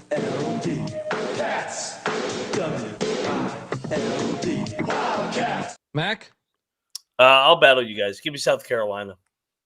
I think this is a dogfight. 2 teams want to get a split here in the Greenbrier. I thought South Carolina should fight the other day against what I think is a decent Butler team. So, Northwestern, Heartbreak City the other night should have won that game. Give me the Cox here. Give the number. We got a battle. Dundee, Bieniek on the Wildcats. Mac on the Gamecocks.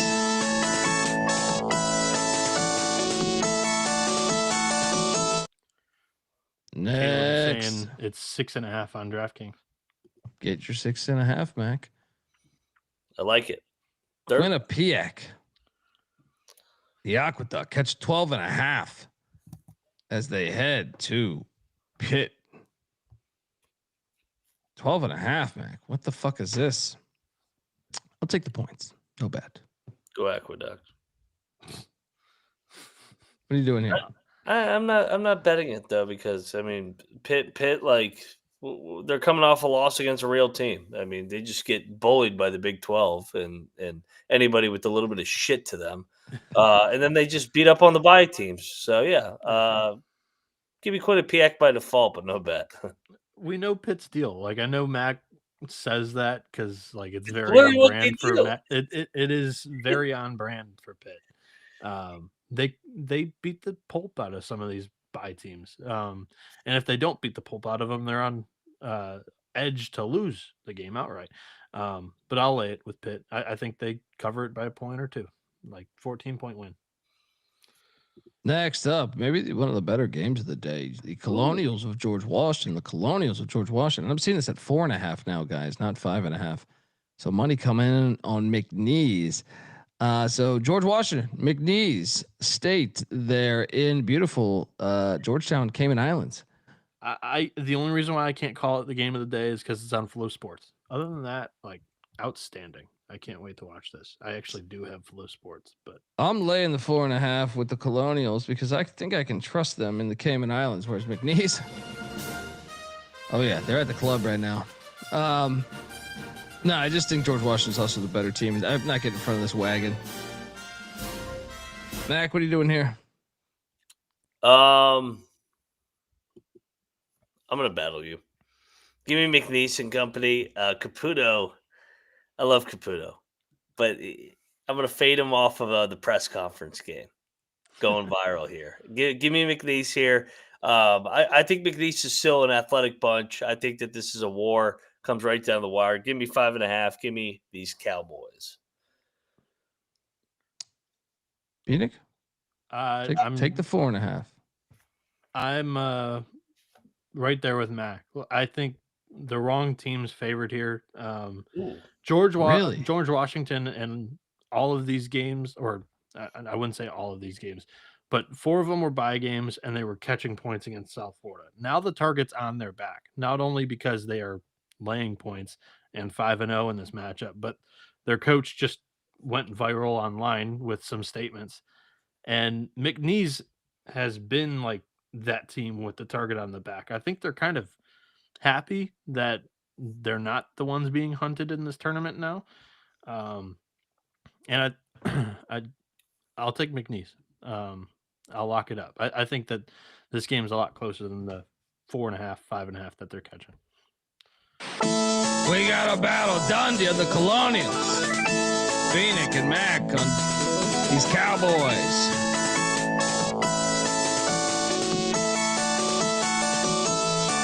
What is best in life? Whoa. All right. Next up, we have Ooey Pooey heading to Colorado Springs. Lay it. Fuck off. Give me get the fuck out of here. Yeah. Lay it here. I'm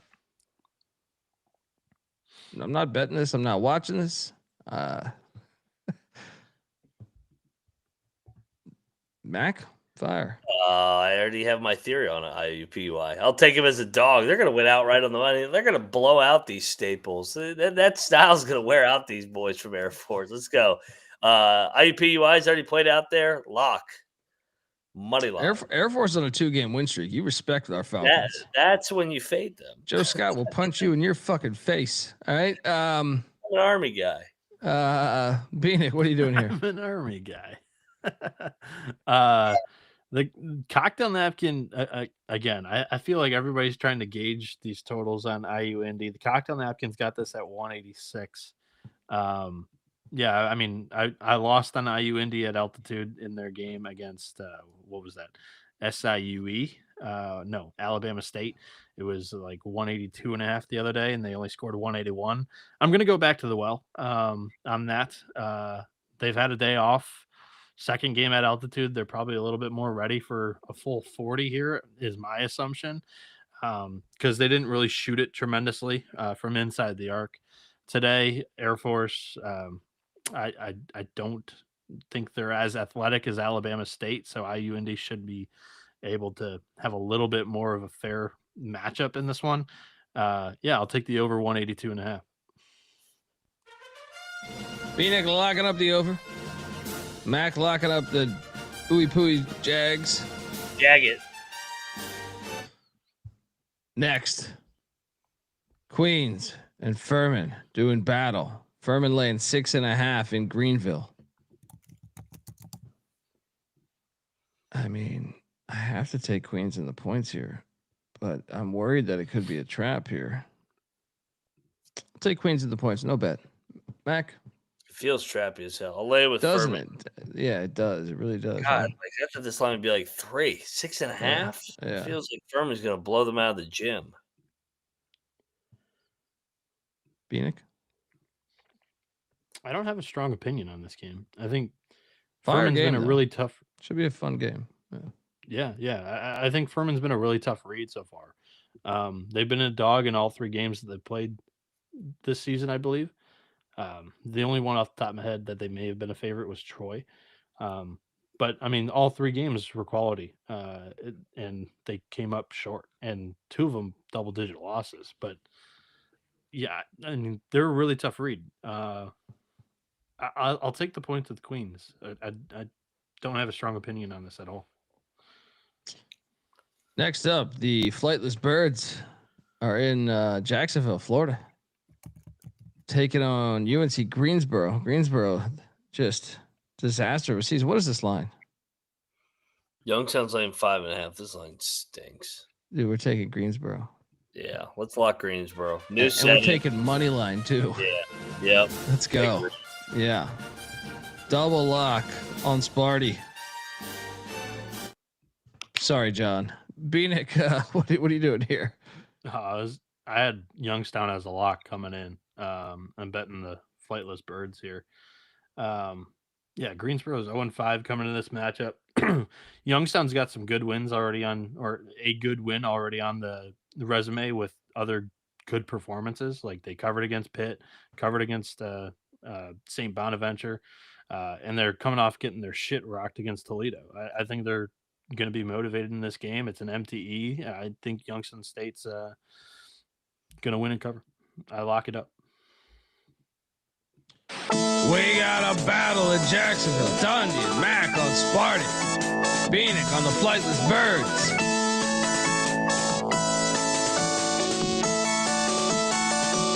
Avetta also jumping on with you there with also, Youngstown. I think she'll be there.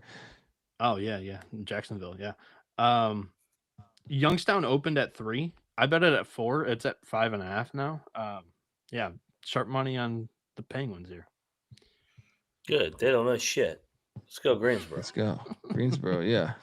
Yale is laying 7.5 against Charleston in the Virgin Islands there. St. Thomas to be exact. 7.5's that weird number. Give me Charleston in the points though. Colby Duggan's still out, but I still like the points. Yale by 5. Mac? I'm locking Yale. I think Yale's size and physicality can wear out Charleston. I still Charleston, nice comeback against UMass the other day. Yale kind of went through the motions in game 1 against Green Bay. I think they blow it open here. They haven't played well in a couple games. Give me Yale. Lock it up. Bieniek? Yeah, you mentioned Duggan. They're also, I think, without Dean, Mr. Dean. Who's the other injury? Because I still don't think Charleston's completely healthy here. I'll go Yale. I'll lay it. Moneyline Mac, lock it up the dogs. Fresh off Harvard, Yale. Have fun with that one, buddy. They've been Mr. Dean. I guess they're in the islands, so I mean that's they've been down there too. Yeah. Bryant, UConn. What is this? 37? What is this? 35? A lot too little. The hell's this number? 36.5. I'll lay it. It's actually come down 1.5 points. It started at 37. Actually, give me the fucking points. UConn by 30. UConn by 31. Yeah. What's their motivation to fucking just win by 1,000? They're banged up. Yeah, they got Illinois on Friday too. Off of Arizona. I'll take Bryant. Next up, Detroit is taking on the Blue Demons of DePaul in Chicago. Cannabis Capper said lay the 20.5 with DePaul. They're going to win by 41. Alt line. DePaul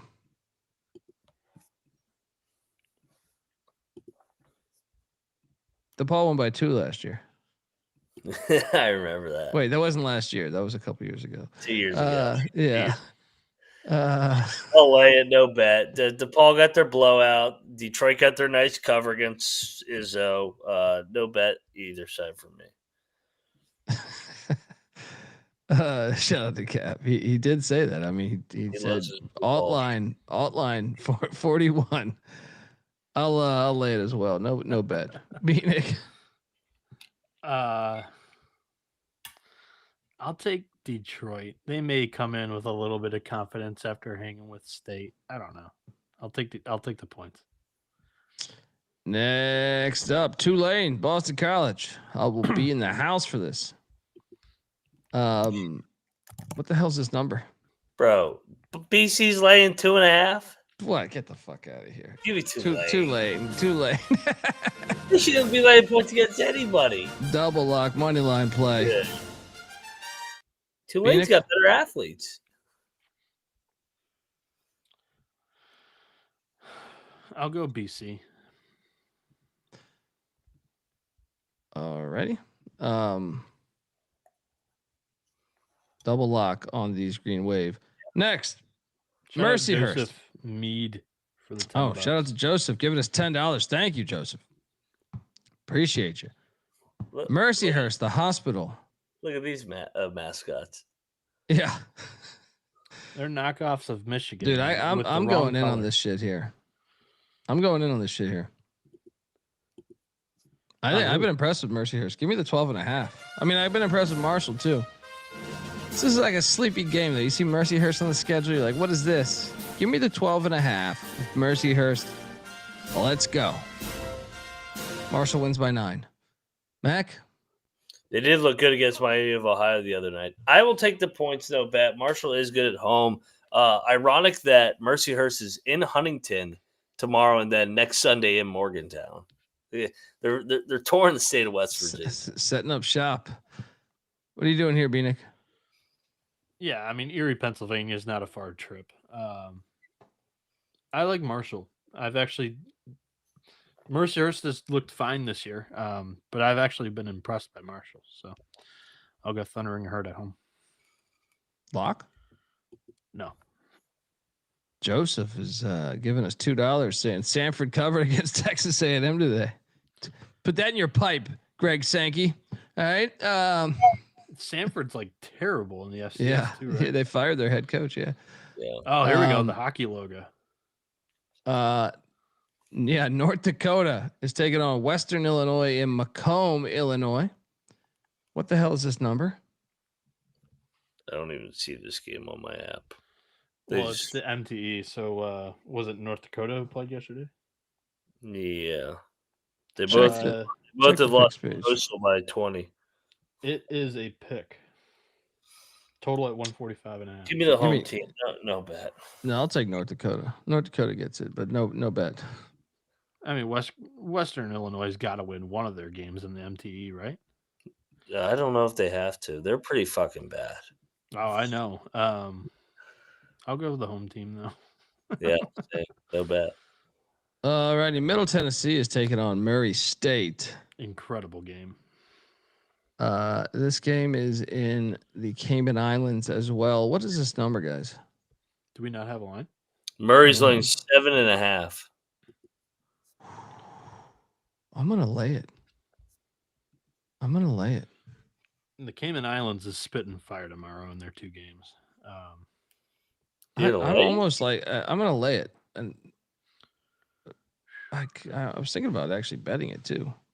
Sorry, 3 games in the Caymans tomorrow. Mac? I'm betting Middle.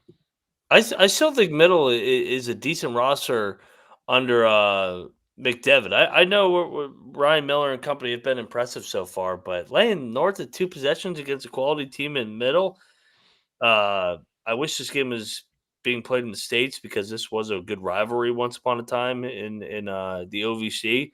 Yeah, give me Middle. 8.5 on my bookie. So you can get 8.5, Mac, out there. Yeah, give me 8.5. Let's go. Yeah.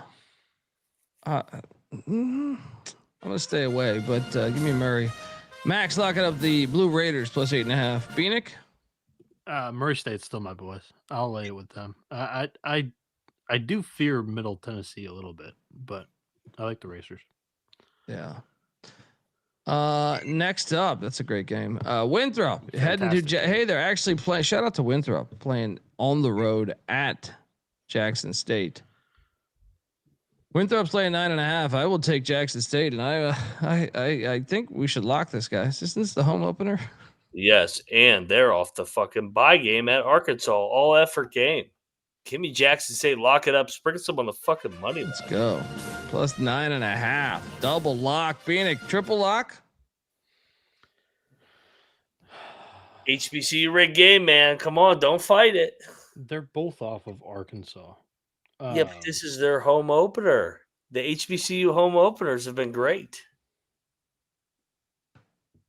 No, I'm not betting this. I'm actually taking Winthrop. No way. All right, double lock on Jackson State. Next up, Akron and Evansville doing battle in the Virgin Islands here. Akron laying 13.5. All right, I mean, Akron's really been fucking with me lately. 13.5. We gotta take Evansville, right? We got to, right? I'm Yeah. going in. Give me the 13.5. I'm just gonna continue to fade Akron until one of these fucking hit. I mean, I had the Purdue shit right, but anyway, Mac, you locking it? I'll join you on Yeah. a late game one. Give me Evansville in the points. Let's go. Bieniek? I'm locking Akron. I think they've played super, super well so far this season. They beat JMU by 14. They blitzed Princeton by 30. They won against Iona by 21. Akron was a team I really liked in the preseason. I haven't seen anything to make me jump off that train. Whereas Evansville's defense, I don't think it's been as good as advertised. I mean, they give up 77 to Middle Tennessee and 84 against UT Arlington. Both of those aren't really like offensive programs. They got their big win against Oregon State. I think they come back down to earth here against Akron. I think Akron wins by 20. We got a battle. Dundee. Mac on Evansville. Bieniek on these zips hopping around. The chat's cracking me up right now. They do. He does. He does. Yes. Utah State is laying 7.5 against Davidson in Charleston. Fantastic game. So, I mean, I want to take you. I think Utah State's athleticism is going to be a problem for Davidson, but Yeah, I asked you. it will yesterday, be a is crowd. Davidson's crowd. the yeah, problem? that's where it's tricky.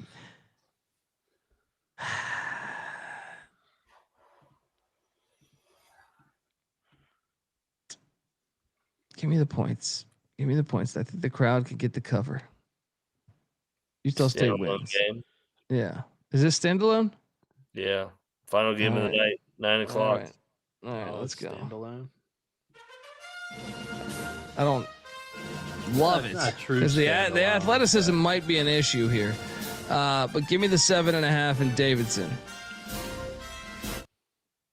Bieniek, you're with me? No, I'm not. I think State? Utah State. Okay. I think Utah State dominates the glass in this, and I think they've got the better coach. I'll take the Aggies. I don't love it. It's not a true standalone. There's 8 o'clock games. Oh, okay. So He was trying to force me into a bet here, wasn't he? Mac was, yeah. I'm betting it anyway. Fuck it. Let's go. I'll be there. Mac, what This is are you gonna be doing? a great game. Yeah. Yeah, I'm gonna bet Davidson. I think this is a war. Utah State wins by 4 or 5. Hell of a game. They win the tourney. Double log on these Wildcats.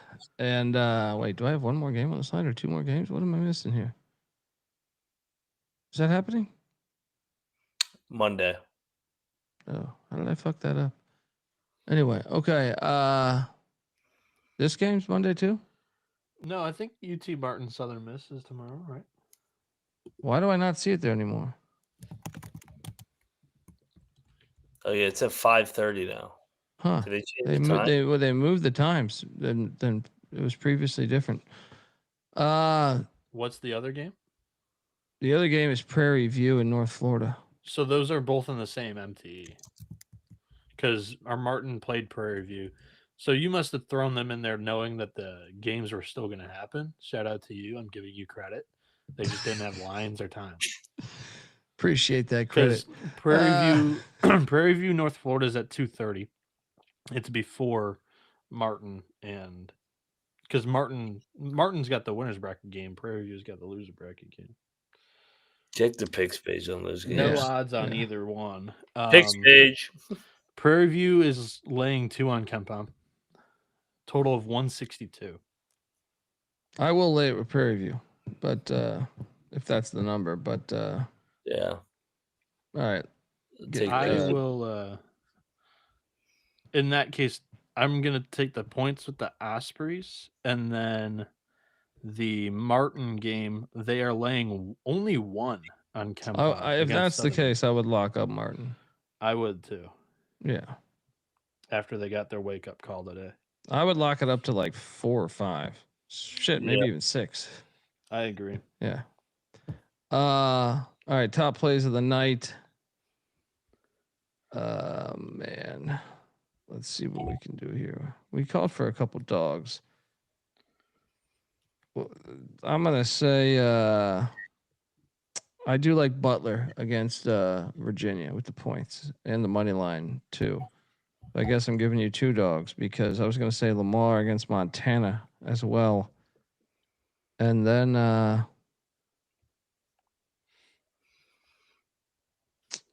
to add a third lock.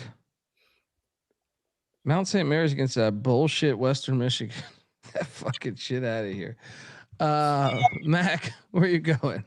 Yeah, let's go Drexel, lay the number as number 1.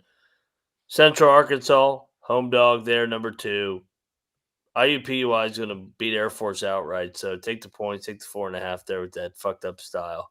And then my dog, what's Jackson State on the money line? Jackson State on the money line, HBCU, home teams in their home opener. I'll sprinkle that too, dude. I'm going to sprinkle that too. Absolutely. We got Jackson State as a. I don't see the money line. I got it. Plus 330. Plus 330, Jackson State money line home opener. Continue to ride these HBCUs in their home openers. Let's go. Bieniek? For me, my 3 locks and a dog. Favorite bet tomorrow is Northwestern minus 5.5 against. Why am I? I like it. They're playing South Carolina. Yeah, Northwestern I think has been really good so far this season. They've passed my eye test. I think Virginia is a really good team. They were winning most of that game with Martinelli not having the greatest game. He was very quiet in that one, scored less than 10 points, and he's like their borderline NBA player. I think he has a great game. South Carolina, to me, has looked really bad so far this season. So I like Northwestern laying the points there. I think they win by double digits. Number 2 for me, I'll go Clemson minus 2.5. I think that one, they've got a crowd advantage in Charleston. Georgia was barely there on the first day of games. Plus, you got the RJ Godfrey factor going up against his old team in Georgia. Also, I like Brunell as a coach over Mike White.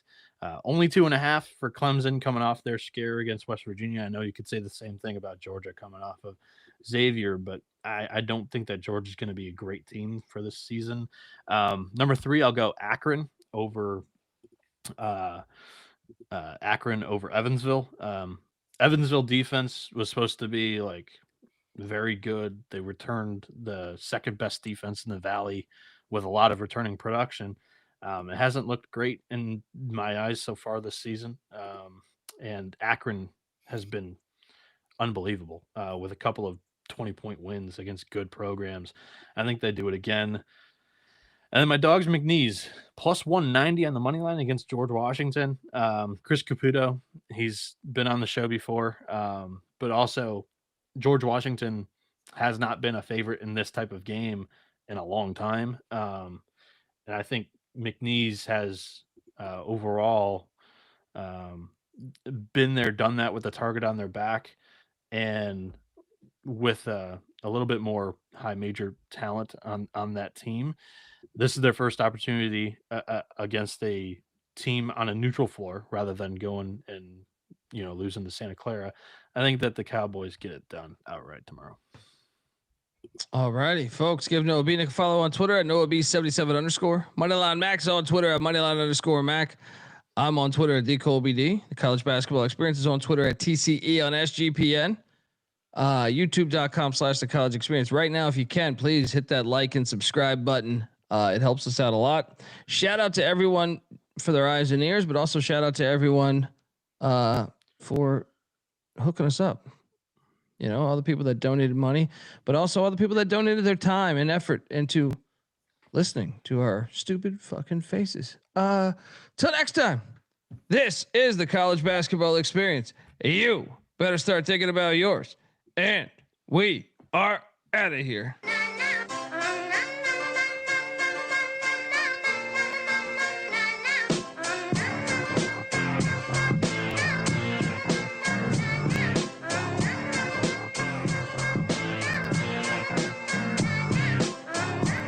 It's got me thinking about the good shit the minute that I seen your grill again. It made me good trip, good dog the mind back like dog will wind that. Man, I didn't get mad when you never hit me tan back, but the comings on was strong. Now my shit's coming along, you know the song. The truth is I'm pretty much on fire again. It's heating up for real, I'm alive again. And that's the attraction factor. Vancouver, Michigan with my rap disaster, yeah. You know you want it how you want it. No need to trip cause I got it, doggone it. It's all yours and the extras too. All the super music and the sex for hope. Just get it straight cause he caught me in a good mood. Let me demonstrate what this time of year could do. Sing it.